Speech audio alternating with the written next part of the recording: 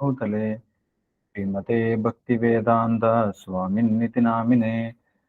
नमस्ते सारस्वते देवे गौरवाणी प्रचारिणे निर्विशेष शून्यवादी पाश्चात्यदेशतारिणे। जय श्री कृष्ण चैतन्य प्रभु नित्यानंद यद्वैत गदाधरा श्रीवासादि गौरभक्तवृंद। हरे कृष्ण कृष्ण कृष्ण हरे हरे, हरे राम राम राम हरे हरे। ओम नमो भगवते वासुदेवाय, ओम नमो भगवते वासुदेवाय, ओम नमो भगवते വാസുദേവായ. ഹരേ കൃഷ്ണ. എല്ലാവർക്കും ഒരിക്കൽ കൂടി ഭഗവത്ഗീത ഹരേ കൃഷ്ണ പ്രഭുജി, നമസ്കാരം. സ്വാഗതം. ഹരേ കൃഷ്ണ ഹരേ കൃഷ്ണ. യെസ്, നമ്മൾ കഴിഞ്ഞ ദിവസം കണ്ടു ഭഗവത്ഗീത യഥാരൂപം രണ്ടാമത്തെ അധ്യായം.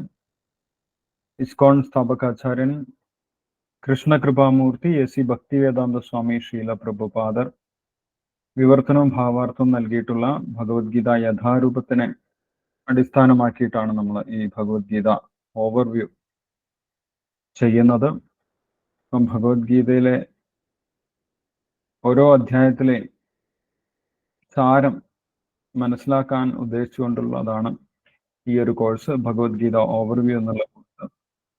ഇപ്പോൾ നമ്മൾ ചെയ്യുന്ന ഈ കോഴ്സ് 12ാമത്തെ ബാച്ചാണ്. അപ്പം എല്ലാവർക്കും ഇതിൽ പങ്കെടുക്കാൻ എത്തിയിട്ടുള്ള എല്ലാവർക്കും സ്വാഗതം. ഇപ്പൊ കഴിഞ്ഞ അധ്യായത്തിൽ നമ്മൾ മനസ്സിലാക്കിയിട്ടുള്ള കാര്യങ്ങൾ,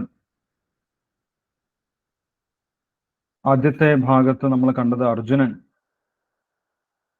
കൃത്യമായിട്ടുള്ള ഒരു തീരുമാനം എടുക്കാൻ സാധിക്കാതെ തളർന്നിരിക്കുന്നതാണ്. തൻ്റെ ഗാണ്ഡീവം എന്നുള്ള വില്ലും തൻ്റെ അമ്പും എല്ലാം ഉപേക്ഷിച്ച് കരഞ്ഞുകൊണ്ടിരിക്കുന്ന അർജുനനെയാണ് രണ്ടാമത്തെ അധ്യായത്തിന്റെ ആദ്യത്തെ ഭാഗത്ത് നമ്മൾ കണ്ടത്. തം തഥാ കൃപയാവിഷ്ടം അശ്രുപൂർണാകുലേക്ഷണം.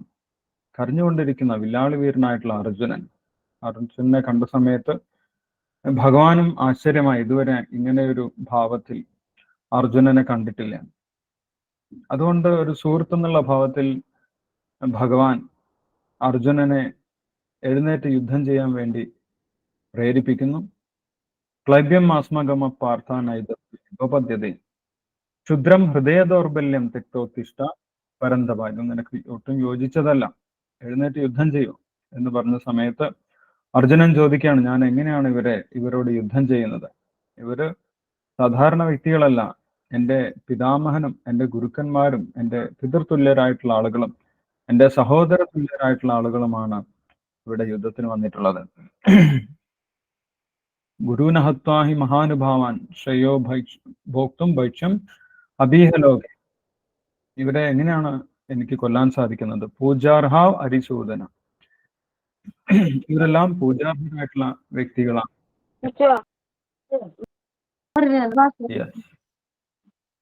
അപ്പോൾ അങ്ങനെ പറഞ്ഞ സമയത്ത് വീണ്ടും അർജുനൻ പറഞ്ഞു, എനിക്ക് കൃത്യമായിട്ട് ഒരു തീരുമാനമൊന്നും എടുക്കാൻ സാധിക്കുന്നില്ല. യെസ്, എല്ലാവരും മ്യൂട്ട് ചെയ്യൂ. എനിക്ക് കൃത്യമായിട്ട് തീരുമാനമൊന്നും എടുക്കാൻ സാധിക്കുന്നില്ല. യുദ്ധം ചെയ്യുകയാണോ വേണ്ടത്, അല്ലെങ്കിൽ യുദ്ധത്തിൽ പരാജയപ്പെടുകയാണോ വേണ്ടത്? എനിക്ക് കൃത്യമായിട്ടൊന്നും തീരുമാനമെടുക്കാൻ സാധിക്കുന്നില്ല. അതുകൊണ്ട് ഞാൻ അങ്ങേ പൂർണ്ണമായിട്ടും ശരണം പ്രാപിക്കുന്നു. അങ്ങനെക്ക് വേണ്ട നിർദ്ദേശങ്ങളൊക്കെ നൽകിയാലും കാർപ്പണ്യദോഷോപഹത സ്വഭാവ പൃച്ഛാമിത്വാം ധർമ്മസമ്മൂഢ ചേത യത് ശ്രേയസ്യാ നിശ്ചിതം ബ്രൂഹിതന്മേ ശിഷ്യസ്തേഹം ശാധിമാം ത്വാം പ്രപന്നം എന്ന് പറഞ്ഞിട്ട് അർജുനൻ ഭഗവാന്റെ മുന്നിൽ പൂർണ്ണമായിട്ടും ശരണം പ്രാപിക്കുന്നത് നമ്മൾ കണ്ടു. അതിനുശേഷമാണ് ഭഗവാൻ ഭഗവത്ഗീത ഉപദേശം ആരംഭിക്കുന്നത്. രണ്ടാമത്തെ അധ്യായത്തിലെ 7ാമത്തെ ശ്ലോകത്തിലാണ് അർജുനൻ ഭഗവാന് ശരണം പ്രാപിക്കുന്നതായിട്ട് പറയുന്നത്. 11ാമത്തെ ശ്ലോകം മുതൽ ഭഗവാൻ ഗീതോപദേശം ആരംഭിക്കുന്നു. ഇതുവരെ അർജുനൻ പറഞ്ഞിട്ടുള്ള കാര്യമൊന്നും വലിയ പ്രാധാന്യമുള്ള കാര്യമല്ല. അതിനേക്കാൾ പ്രാധാന്യമുള്ളതാണ് ആത്മീയ നിലവാരത്തിലുള്ള കാര്യങ്ങൾ. ഇതുവരെ അർജുനൻ പറഞ്ഞിട്ടുള്ളതൊക്കെ ശാരീരിക നിലവാരത്തിലുള്ള കാര്യങ്ങളാണ്. അത് അത്ര ഇമ്പോർട്ടൻ്റ് അല്ല എന്ന് പറഞ്ഞിട്ട് അർജുനൻ പറഞ്ഞതിനെയൊക്കെ ഭഗവാൻ തള്ളിക്കളയുകയാണ് ചെയ്തത്. ബുദ്ധിമാന്മാരായിട്ടുള്ള ആളുകൾ ഇങ്ങനെ ആവശ്യമില്ലാത്ത കാര്യത്തിനെ കുറിച്ച് വിലപിക്കാറില്ല എന്ന് ഭഗവാൻ പറഞ്ഞു. അശോച്യാൻ അന്നശോചസ്തം പ്രജ്ഞാവാദാംശ ഭാഷസേ ഗതാസൂൻ അഗതാസൂൻശ നാനുശോചന്തി പണ്ഡിത. പണ്ഡിതന്മാരായിട്ടുള്ള ആളുകൾ, ആത്മാവിനെ കുറിച്ചുള്ള ജ്ഞാനം ലഭിച്ച ആളുകൾ ഒരിക്കലും ഇങ്ങനെ നിന്നെ പോലെ സംസാരിക്കില്ല എന്ന് പറഞ്ഞിട്ട് അർജുനനെ ഒരു വിഡ്ഢി എന്ന് വിളിച്ചുകൊണ്ട് ഭഗവാൻ ഒരു ഗുരു എന്നുള്ള ഭാവത്തിൽ അർജുനനെ ഉപദേശിക്കാൻ തുടങ്ങി. ആദ്യത്തെ ഭാഗത്തിൽ ഭഗവാൻ നൽകുന്ന നിർദ്ദേശങ്ങളെല്ലാം ആത്മതത്വോപദേശമാണ്. ആത്മാവിനെയും ശരീരത്തിനെയും കുറിച്ചുള്ള ജ്ഞാനം, ആത്മാവും ശരീരവും തമ്മിലുള്ള വ്യത്യാസം, ഇതെല്ലാം ഭഗവാൻ പറഞ്ഞു കൊടുത്തു ആദ്യത്തെ ഭാഗത്ത്. അതിന് സാഖ്യയോഗം എന്ന് നമ്മൾ മനസ്സിലാക്കി, അല്ലെങ്കിൽ ആത്മതത്വോപദേശം. ആ സാഖ്യയോഗത്തിൽ പറയുന്ന ശ്ലോകങ്ങളെല്ലാം ശരീരം നശിക്കുന്നതാണെന്നും ആത്മാവ് നശിക്കാത്തതാണെന്നും എന്നുള്ള ജ്ഞാനമാണ് ആ ഒരു ഭാഗത്ത് നിന്നും നൽകുന്നത്. അപ്പോൾ അതുകൊണ്ട് അർജുനൻ യുദ്ധം ചെയ്യുന്നതിന് മടിക്കേണ്ട ആവശ്യമില്ല. യുദ്ധത്തിൽ കൊല്ലപ്പെടുന്നവർക്കെല്ലാം ധർമ്മയുദ്ധത്തിൽ പങ്കെടുത്ത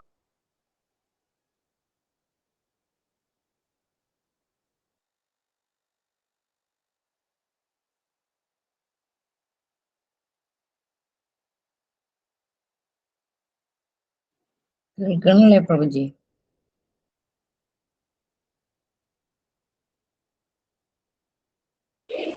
കേൾക്കണില്ല പ്രഭുജി, കേൾക്കാൻ പറ്റുന്നില്ല.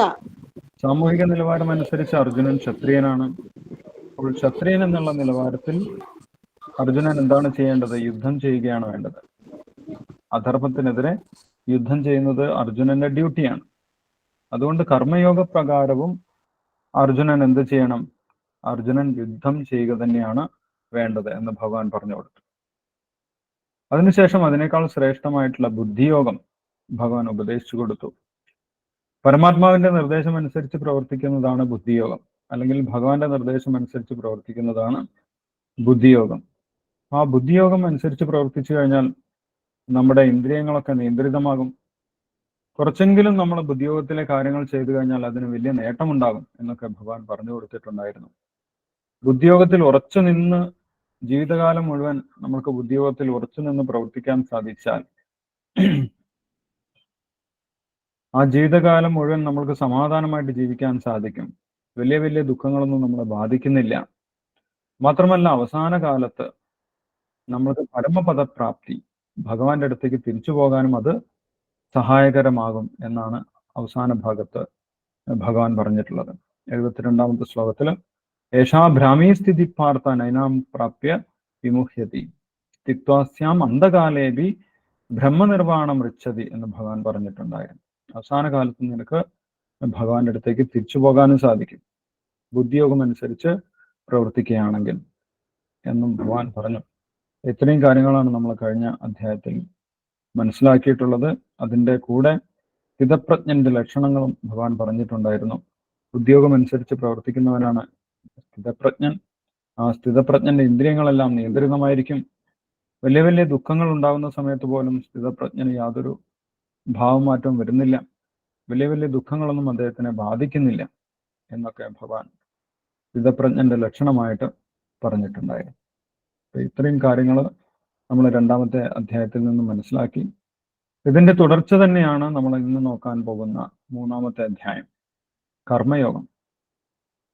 കർമ്മയോഗത്തിന്റെ കുറച്ച് ഭാഗം ഭഗവാൻ കഴിഞ്ഞ അധ്യായത്തിൽ പറഞ്ഞിട്ടുണ്ടായിരുന്നു. അതിന്റെ വിശദീകരണമാണ്. ഇവിടെ അർജുനന് ഒരു സംശയം ഉണ്ടാകുന്നുണ്ട്.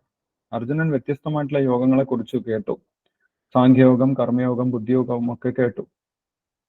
അപ്പൊ അങ്ങനെ വ്യത്യസ്തമായിട്ടുള്ള യോഗങ്ങൾ കേട്ട സമയത്ത് അർജുനൻ വിചാരിച്ചു ബുദ്ധിയോഗം എന്ന് പറയുന്നത് ഭഗവാന്റെ നിർദ്ദേശം അനുസരിച്ച് പ്രവർത്തിക്കുക, അല്ലെങ്കിൽ ഭക്തിയോഗത്തിനെ തന്നെയാണ് ബുദ്ധിയോഗം എന്ന് പറയുന്നത്. അപ്പൊ ഭക്തിയോഗം എന്ന് പറഞ്ഞു കഴിഞ്ഞാൽ ഭഗവാന് സേവനം ചെയ്യുക, അല്ലെങ്കിൽ നാമം ജപിച്ചിരിക്കുക, ഇങ്ങനെ വലിയ യുദ്ധമൊന്നും ചെയ്യേണ്ട ആവശ്യം ഉണ്ടാവില്ല എന്നാണ് അർജുനൻ വിചാരിച്ചത്. ബുദ്ധിയോഗത്തിൽ ഇങ്ങനെ യുദ്ധമൊന്നും ചെയ്യേണ്ട ആവശ്യമില്ല, അത് ഭക്തിയോഗമല്ലേ, ഭഗവാന്റെ നാമം ജപിച്ചിരുന്നാൽ മതി. മാത്രമല്ല ഭഗവാൻ പറയുകയും ചെയ്തിട്ടുണ്ടായിരുന്നു 2ാമത്തെ അധ്യായത്തിൽ, ദൂരേണ ഹ്യവരം കർമ്മ ബുദ്ധിയോഗ ധനഞ്ജയ ബുദ്ധോ ശരണമന്വിച്ച കൃപണാഫലഹേതവ എന്ന് പറഞ്ഞിട്ട് ഭഗവാൻ ബുദ്ധിയോഗം ഉപദേശിച്ച സമയത്ത് ഭഗവാൻ അങ്ങനെ ഒരു ശ്ലോകവും പറഞ്ഞിട്ടുണ്ടായിരുന്നു. ദൂരേണ ഹ്യവരം കർമ്മ ബുദ്ധിയോഗാധനഞ്ജയ ബുദ്ധൗ ശരണം അന്വിച്ച കൃപണാഫലഹേതവ എന്ന് ഭഗവാൻ പറഞ്ഞിട്ടുണ്ടായിരുന്നു. നിന്റെ താഴ്ന്ന തരം കർമ്മങ്ങളെല്ലാം ബുദ്ധിയോഗം കൊണ്ട് ഉപേക്ഷിക്കുക എന്ന് ഭഗവാൻ പറഞ്ഞിട്ടുണ്ടായിരുന്നു. അല്ലെ, ഏതാണ് ശ്ലോകം? ദൂരേണ ഹ്യവരം കർമ്മ ബുദ്ധിയോഗാധനഞ്ജയ, 49-ാമത്തെ ശ്ലോകത്തിൽ, 2-ാമത്തെ അധ്യായത്തില് 49-ാമത്തെ ശ്ലോകത്തിൽ ബുദ്ധിയോഗം പറഞ്ഞതിന്റെ കൂട്ടത്തിൽ ഭഗവാൻ പറഞ്ഞിട്ടുണ്ടായിരുന്നു. ദൂരേണ ഹ്യവരം കർമ്മ ബുദ്ധിയോഗാധനഞ്ജയ ബുദ്ധൗ ശരണം അന്വിച്ച കൃപണാഫലഹേതവ. അപ്പൊ നീ ബുദ്ധിയോഗം ഉപയോഗിച്ച് താഴ്ന്ന തരം കർമ്മങ്ങളെയൊക്കെ ഉപേക്ഷിക്കണം എന്ന് ഭഗവാൻ പറഞ്ഞിട്ടുണ്ടായിരുന്നു. താഴ്ന്ന തരം കർമ്മങ്ങളൊക്കെ ഉപേക്ഷിക്കണം, ബുദ്ധിയോഗത്തിൽ ഭഗവാൻ പറഞ്ഞു. അപ്പൊ അർജുനൻ വിചാരിച്ചു ഈ യുദ്ധവും ഒരു താഴ്ന്ന തരം കർമ്മമാണ്. ഒന്നാമത് അർജുനന് ഇഷ്ടമല്ല യുദ്ധം ചെയ്യുന്നതിന്, അല്ലെ, ബന്ധുക്കളാണ് ഇവിടെ യുദ്ധത്തിന് വന്നിട്ടുള്ളത്. എങ്ങനെങ്കിലും യുദ്ധം ഒഴിവാക്കാമെന്ന് അർജുനൻ വിചാരിക്കുന്നുണ്ടായിരുന്നു. അപ്പോൾ ഈ ബുദ്ധിയോഗത്തിന്റെ പേരിൽ അല്ലെങ്കിൽ ഭക്തിയോഗത്തിന്റെ പേരിൽ ഭക്തി ചെയ്യുന്നത് കൊണ്ട് ഞാൻ ബാക്കിയുള്ള കർമ്മങ്ങളൊക്കെ ഉപേക്ഷിക്കാം, വെറുതെ നാമം ജപിച്ചിരുന്നാൽ മതി, ബാക്കി കാര്യങ്ങളൊന്നും ചെയ്യേണ്ട ആവശ്യമില്ല എന്നുള്ള ഒരു ചിന്താഗതി അർജുനന് വന്നു. അല്ലെ, പലരും അങ്ങനെ ചിന്തിക്കാറുണ്ട്. ഭക്തിയിൽ വന്നു കഴിഞ്ഞാൽ പിന്നെ ഒന്നും ചെയ്യേണ്ട ആവശ്യമില്ല, വെറുതെ നാമം ജപിച്ചിരുന്നാൽ മതി, ബാക്കി കാര്യങ്ങളൊന്നും, ബാക്കി നമ്മുടെ കടമയൊന്നും ചെയ്യേണ്ട ആവശ്യമില്ല എന്നാണ് അവർ വിചാരിക്കുന്നത്. ഭക്തിയുടെ മറവിൽ പലരും കടമകളിൽ നിന്ന് മാറി നിൽക്കാൻ ശ്രമിക്കാറുണ്ട്. അപ്പൊ അങ്ങനെ ഒരു ചിന്താഗതി അർജുനുണ്ടായി. ബുദ്ധിയോഗത്തിൽ ഭഗവാൻ പറഞ്ഞു ദൂരേണ ഹ്യവരം കർമ്മ, ബുദ്ധിയോഗം ഉപയോഗിച്ച് താഴ്ന്ന കർമ്മങ്ങളൊക്കെ ഒഴിവാക്കണം എന്ന് ഭഗവാൻ പറഞ്ഞിട്ടുണ്ട്. അപ്പോൾ ഞാൻ ഈ യുദ്ധത്തിനെ ഒഴിവാക്കാം ബുദ്ധിയോഗത്തിന്റെ പേരിൽ എന്ന് അർജുനൻ വിചാരിച്ചു. അപ്പം അങ്ങനെ ഒരു അർജുനന് ഒരു സംശയമുണ്ടായി. ബുദ്ധിയോഗം അനുസരിച്ച് യുദ്ധം ചെയ്യുകയാണോ, യുദ്ധം ഒഴിവാക്കുകയാണോ വേണ്ടത്, അല്ലെങ്കിൽ ഭഗവാൻ കർമ്മയോഗത്തിൽ പറഞ്ഞിട്ടുള്ളതുപോലെ ക്ഷത്രിയൻ എന്നുള്ള നിലയ്ക്ക് യുദ്ധം ചെയ്യുകയാണോ വേണ്ടത്? അങ്ങനെ ഒരു അർജുനന് സംശയമുണ്ടായി. അപ്പൊ അർജുനന്റെ സംശയം ആത്മാർത്ഥമാണ്. അതുകൊണ്ട് അർജുനൻ അത് എടുത്ത് ചോദിക്കുകയും ചെയ്തു. ആ സംശയമാണ് നമ്മൾക്ക് 3-ാമത്തെ അധ്യായത്തില് 1-ാമത്തെ ശ്ലോകത്തിൽ തന്നെ കാണാൻ സാധിക്കുന്നത്. 3-ാമത്തെ അധ്യായത്തിന്റെ പേര് ശിലപ്രഭുപാദർ ഈ അധ്യായത്തിന് 3-ാമത്തെ അധ്യായത്തിന് നൽകിയിട്ടുള്ള പേര് കർമ്മയോഗം എന്നാണ്. കർമ്മയോഗത്തിൽ 43 ശ്ലോകങ്ങളാണുള്ളത്. ആദ്യത്തെ ശ്ലോകം അർജുനന്റെ സംശയമാണ്. 1-ാമത്തെ ശ്ലോകം നോക്കിക്കഴിഞ്ഞാൽ നമുക്ക് കാണാൻ സാധിക്കും. ജായസി ചേത് കർമ്മണത്തെ മദാബുദ്ധിർ ജനാർദ്ദന തത്കിം കർമ്മണി ഘോരേ മാം നിയോജയസി കേശവ. 1-2 ശ്ലോകങ്ങൾ അർജുനന്റെ സംശയം തന്നെയാണ്. വ്യാമിശ്രേണ വാക്യേന ബുദ്ധി മോഹയസീവമേ തദേകം വധ നിശ്ചിത്യ യേന ശ്രേയോഹം അപ്നുയാം. അപ്പൊ അങ്ങ് പറഞ്ഞു ബുദ്ധിയോഗമാണ് ശ്രേയസ്കരമായിട്ടുള്ളത് കർമ്മയോഗത്തിനേക്കാൾ. അപ്പം ബുദ്ധിയോഗം ഉപയോഗിച്ച് ഞാൻ കർമ്മം ചെയ്യാതിരിക്കുകയല്ലേ വേണ്ടത്, അപ്പോൾ പിന്നെ ഞാൻ എന്തിനാണ് ഈ ഘോരമായിട്ടുള്ള യുദ്ധം ചെയ്യുന്നത് എന്ന് അർജുനൻ ചോദിച്ചു. അതൊന്ന് ക്ലിയർ ആക്കി തരണം. തദേകം വധ നിശ്ചിത്യ, അടുത്ത ശ്ലോകത്തിൽ പറയുന്നുണ്ട് ഏതെങ്കിലും ഒന്ന് കൃത്യമായിട്ട് പറഞ്ഞു തരും. ഇങ്ങനെ മിക്സ് ആയിട്ട് പറഞ്ഞു കഴിഞ്ഞാൽ എനിക്ക് എല്ലാം കൂടി കൺഫ്യൂഷൻ ആവും, എനിക്ക് കൃത്യമായിട്ട് മനസ്സിലാകുന്നില്ല. വ്യാമിശ്രേണേവ വാക്യേന, ഇങ്ങനെ വാക്കുകൾ കേട്ടിട്ട് എനിക്ക് കൃത്യമായിട്ട് മനസ്സിലാവുന്നില്ല. തദേകം വധ നിശ്ചിത്യം, ഒന്ന് കൃത്യമായിട്ട് പറയും, യുദ്ധം ചെയ്യണോ വേണ്ടയോ എന്നുള്ളത് കൃത്യമായിട്ട് പറഞ്ഞു തരും. അർജുൻ ഇവിടെ സംശയം, ഭക്തിയോഗത്തിലേക്ക് പോയിട്ട് കർമ്മം ഒഴിവാക്കുകയാണോ വേണ്ടത്, അല്ലെങ്കിൽ കർമ്മയോഗം അനുസരിച്ച് തന്റെ കടമ എന്നുള്ള നിലവാരത്തിൽ യുദ്ധം ചെയ്യുകയാണോ വേണ്ടത് എന്നാണ് അർജുനന്റെ സംശയം. ഈ ചോദ്യത്തിന്റെ ഉത്തരമാണ് ഭഗവാൻ ഈ അധ്യായത്തിൽ നൽകുന്നത്, കർമ്മയോഗം എന്നുള്ള ഈ അധ്യായത്തിൽ. ഇപ്പൊ ഈ അധ്യായത്തിൽ വ്യത്യസ്തമായിട്ടുള്ള കാര്യങ്ങൾ കർമ്മത്തിനെ കുറിച്ച് ഭഗവാൻ പറയുന്നുണ്ട്. എന്തുകൊണ്ട് നമ്മൾക്ക് കർമ്മം ഒഴിവാക്കാൻ സാധിക്കുകയില്ല എന്ന് ഭഗവാൻ പറയുന്നുണ്ട്. അർജുനൻ വിചാരിച്ചതുപോലെ നമ്മൾക്ക് കർമ്മം ഉപേക്ഷിക്കാൻ ഒരിക്കലും സാധിക്കുകയില്ല എന്ന് ഭഗവാൻ അർജുനെ ബോധ്യപ്പെടുത്തി കൊടുക്കുന്നുണ്ട്. വ്യത്യസ്തമായിട്ടുള്ള കാരണങ്ങൾ പറഞ്ഞുകൊണ്ട് കർമ്മം നമ്മൾക്ക് ഒരിക്കലും ഒഴിവാക്കാൻ സാധിക്കുകയില്ല എന്ന് ബോധ്യപ്പെടുത്തി കൊടുക്കുന്നു. അതിനുശേഷം എന്തിനു വേണ്ടി കർമ്മം ചെയ്യണം, എന്താണ് കർമ്മം ചെയ്യുന്നതിന്റെ ഉദ്ദേശം അങ്ങനെ കർമ്മം ചെയ്തത് കൊണ്ടുള്ള നേട്ടങ്ങൾ എന്തൊക്കെയാണ്, ഏത് മനോഭാവത്തിലായിരിക്കണം നമ്മൾ കർമ്മം ചെയ്യേണ്ടത് എന്നുള്ള കാര്യങ്ങളൊക്കെ ഭഗവാൻ പറഞ്ഞു കൊടുക്കുന്നു. അതിനുശേഷം അർജുനൻ ചോദിക്കുന്നുണ്ട്, അങ്ങ് പറഞ്ഞ തരത്തിലുള്ള കർമ്മം ചെയ്യാൻ ആളുകൾക്ക് ബുദ്ധിമുട്ടുണ്ട്, അവരെപ്പോഴും പാപകർമ്മങ്ങളിലാണ് ഏർപ്പെടുന്നത്, അതിന്റെ കാരണം എന്താണ് എന്ന് അർജുനൻ ചോദിക്കുന്നുണ്ട്. അതിന് ഉത്തരവും ഭഗവാൻ നൽകുന്നുണ്ട്. അത്രയുമാണ് ഈ അധ്യായത്തിലുള്ളത്. നമ്മൾക്ക് പഠിക്കാൻ എളുപ്പത്തിന് വേണ്ടി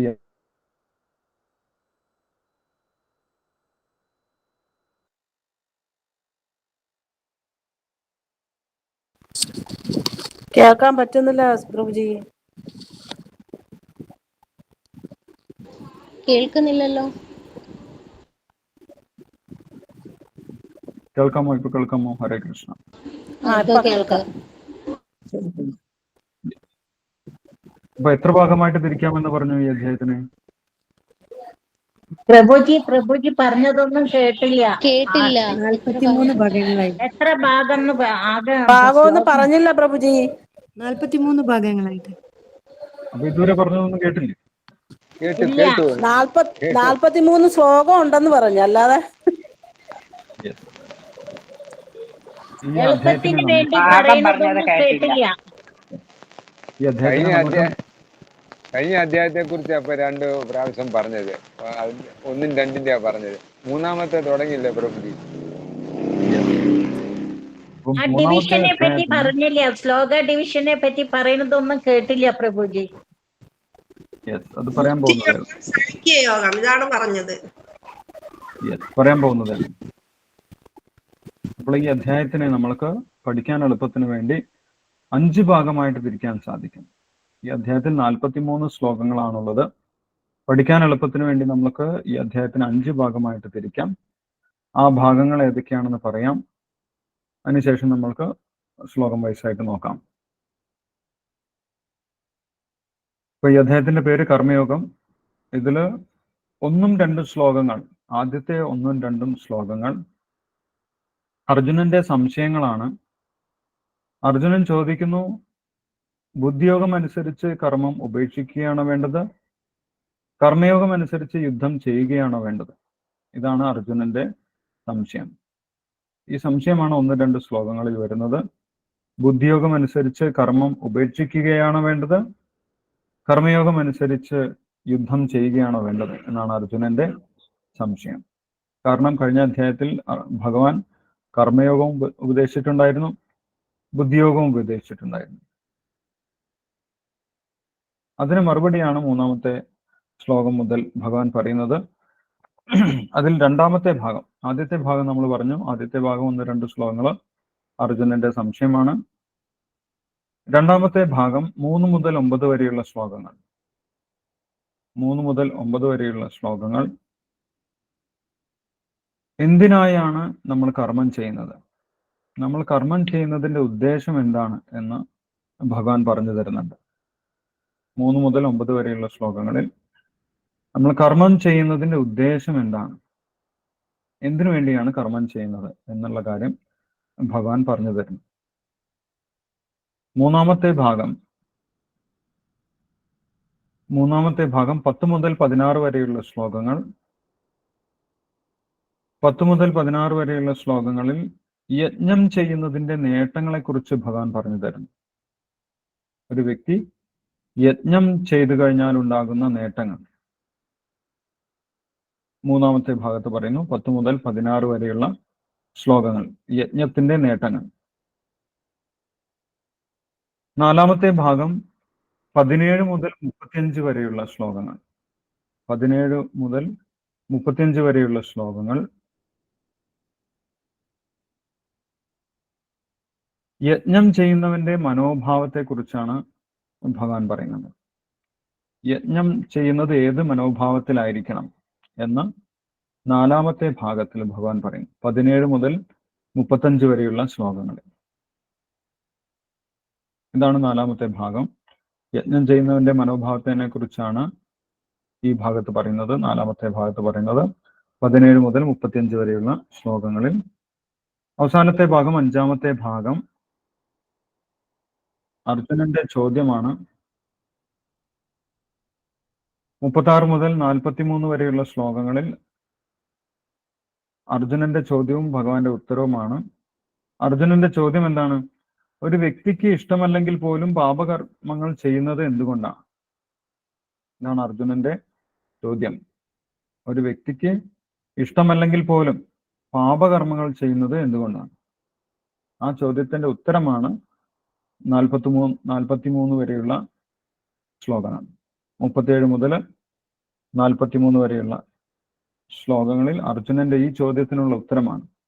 ഒരു വ്യക്തിക്ക് ഇഷ്ടമല്ലെങ്കിൽ പോലും പാപകർമ്മങ്ങൾ ചെയ്യുന്നത് എന്തുകൊണ്ടാണ് എന്നുള്ള ചോദ്യത്തിന്റെ ഉത്തരമാണ് അവസാനത്തെ ഭാഗം, 5-ാമത്തെ ഭാഗം. ഇങ്ങനെ 5 ഭാഗമായിട്ട് നമ്മൾക്ക് ഈ അധ്യായത്തിനെ തരംതിരിച്ച് മനസ്സിലാക്കാൻ സാധിക്കും. ആദ്യത്തെ ഭാഗം അർജുനന്റെ ചോദ്യമാണ്. 2-ാമത്തെ ഭാഗം എന്തിനായിട്ടാണ് കർമ്മം ചെയ്യുന്നത്, കർമ്മം ചെയ്യുന്നതിന്റെ ഉദ്ദേശം എന്താണ് എന്ന് ഭഗവാൻ പറഞ്ഞു കൊടുക്കുന്നു 2-ാമത്തെ ഭാഗത്തിൽ. 3-ാമത്തെ ഭാഗത്തിൽ യജ്ഞം ചെയ്യുന്നതിന്റെ നേട്ടം എന്താണ്? 4-ാമത്തെ ഭാഗത്തിൽ യജ്ഞം ചെയ്യുന്നതിന്റെ മനോഭാവം എങ്ങനെയായിരിക്കണം, ഏത് ഭാവത്തിലാണ് നമ്മൾ യജ്ഞം ചെയ്യേണ്ടത്? 5-ാമത്തെ ഭാഗത്ത് അർജുനന്റെ ചോദ്യമാണ്, ഒരു വ്യക്തിക്ക് ഇഷ്ടമല്ലെങ്കിൽ പോലും പാപകർമ്മങ്ങൾ ചെയ്യുന്നു, അതെന്തുകൊണ്ടാണ്? അതിന്റെ ഉത്തരമാണ് അവസാനത്തെ ശ്ലോകം വരെ, 43-ാമത്തെ ശ്ലോകം വരെ ഭഗവാൻ പറഞ്ഞു കൊടുക്കുന്നത്. ഇങ്ങനെ 5 ഭാഗമായിട്ട് നമുക്ക് ഈ അദ്ദേഹത്തിനെ തരംതിരിച്ച് മനസ്സിലാക്കാൻ സാധിക്കും. ഏതൊക്കെ ഭാഗമാണെന്ന് വ്യക്തമാണോ? ക്ലിയർ ആണോ?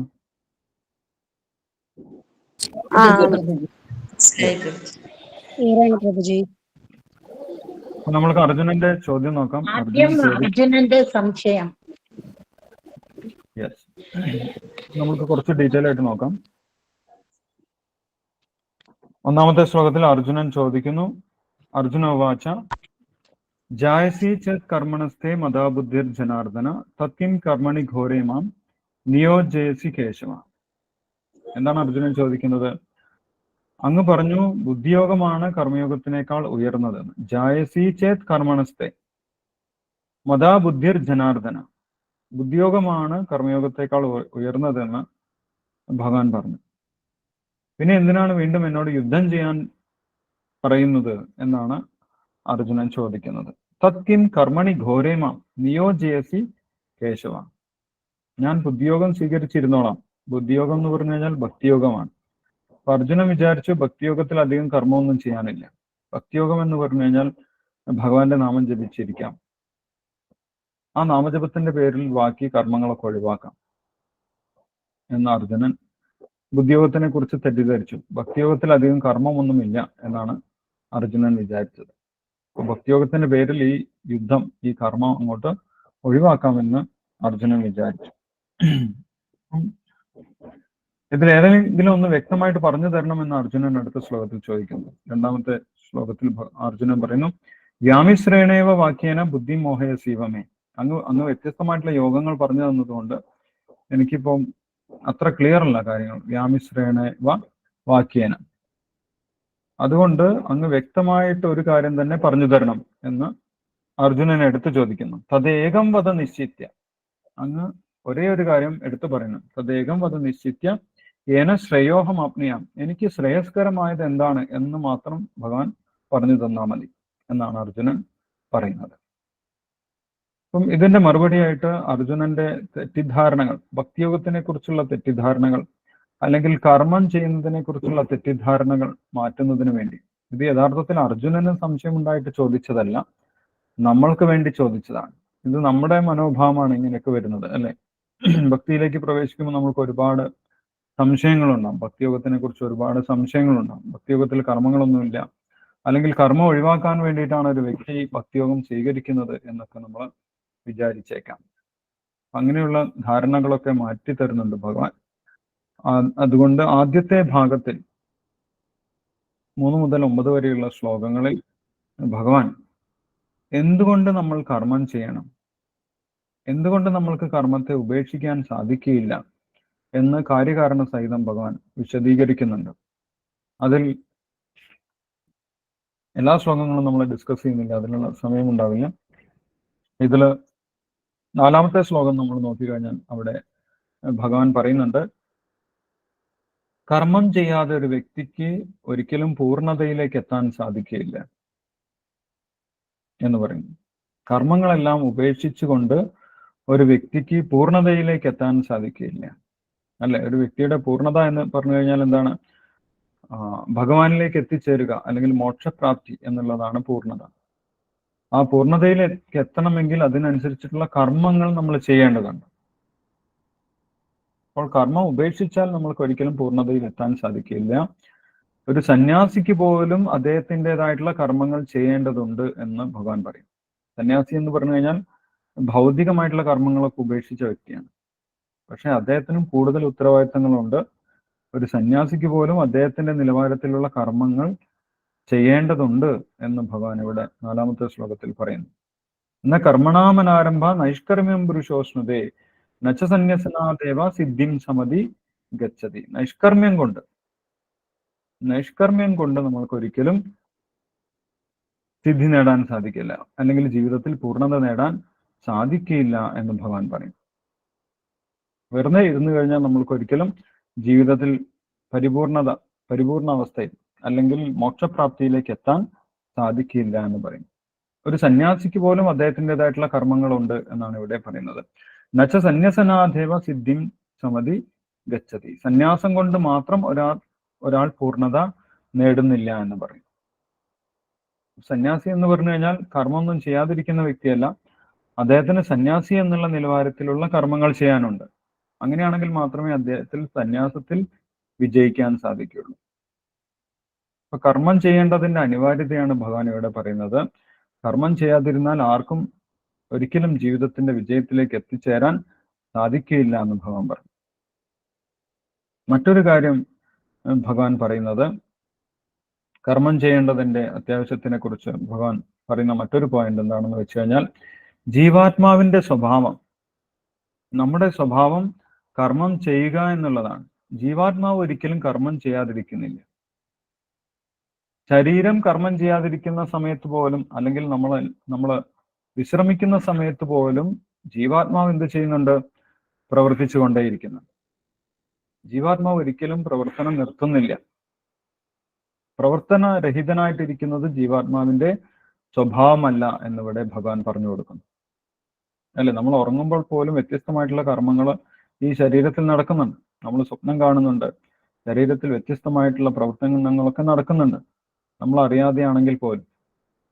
അപ്പൊ അതിന്റെ അർത്ഥം എന്താണ്? ജീവാത്മാവ് ഒരിക്കലും കർമ്മം നിർത്തുന്നില്ല എന്നുള്ളതാണ്. ജീവാത്മാവ് ഒരിക്കലും കർമ്മരഹിതനായിട്ടിരിക്കുന്നില്ല. അതുകൊണ്ട് നമ്മൾക്ക് ഒരിക്കലും കൃത്രിമമായിട്ട് കർമ്മം ഉപേക്ഷിക്കാൻ സാധിക്കില്ല. നമ്മൾ പുറമേ കർമ്മം ചെയ്യാതിരുന്നു കഴിഞ്ഞാലും ഉള്ളിൽ ഒരുപാട് കർമ്മങ്ങൾ നടന്നുകൊണ്ടിരിക്കും. അപ്പോൾ കർമ്മം പൂർണ്ണമായിട്ട് നിർത്തുക എന്നുള്ളത് ഒരിക്കലും പോസിബിൾ അല്ല, അത് സാധ്യമല്ല എന്ന് ഭഗവാൻ ഇവിടെ പറയുകയാണ്. ജീവാത്മാവിന്റെ സ്വഭാവം തന്നെ എന്താണ്?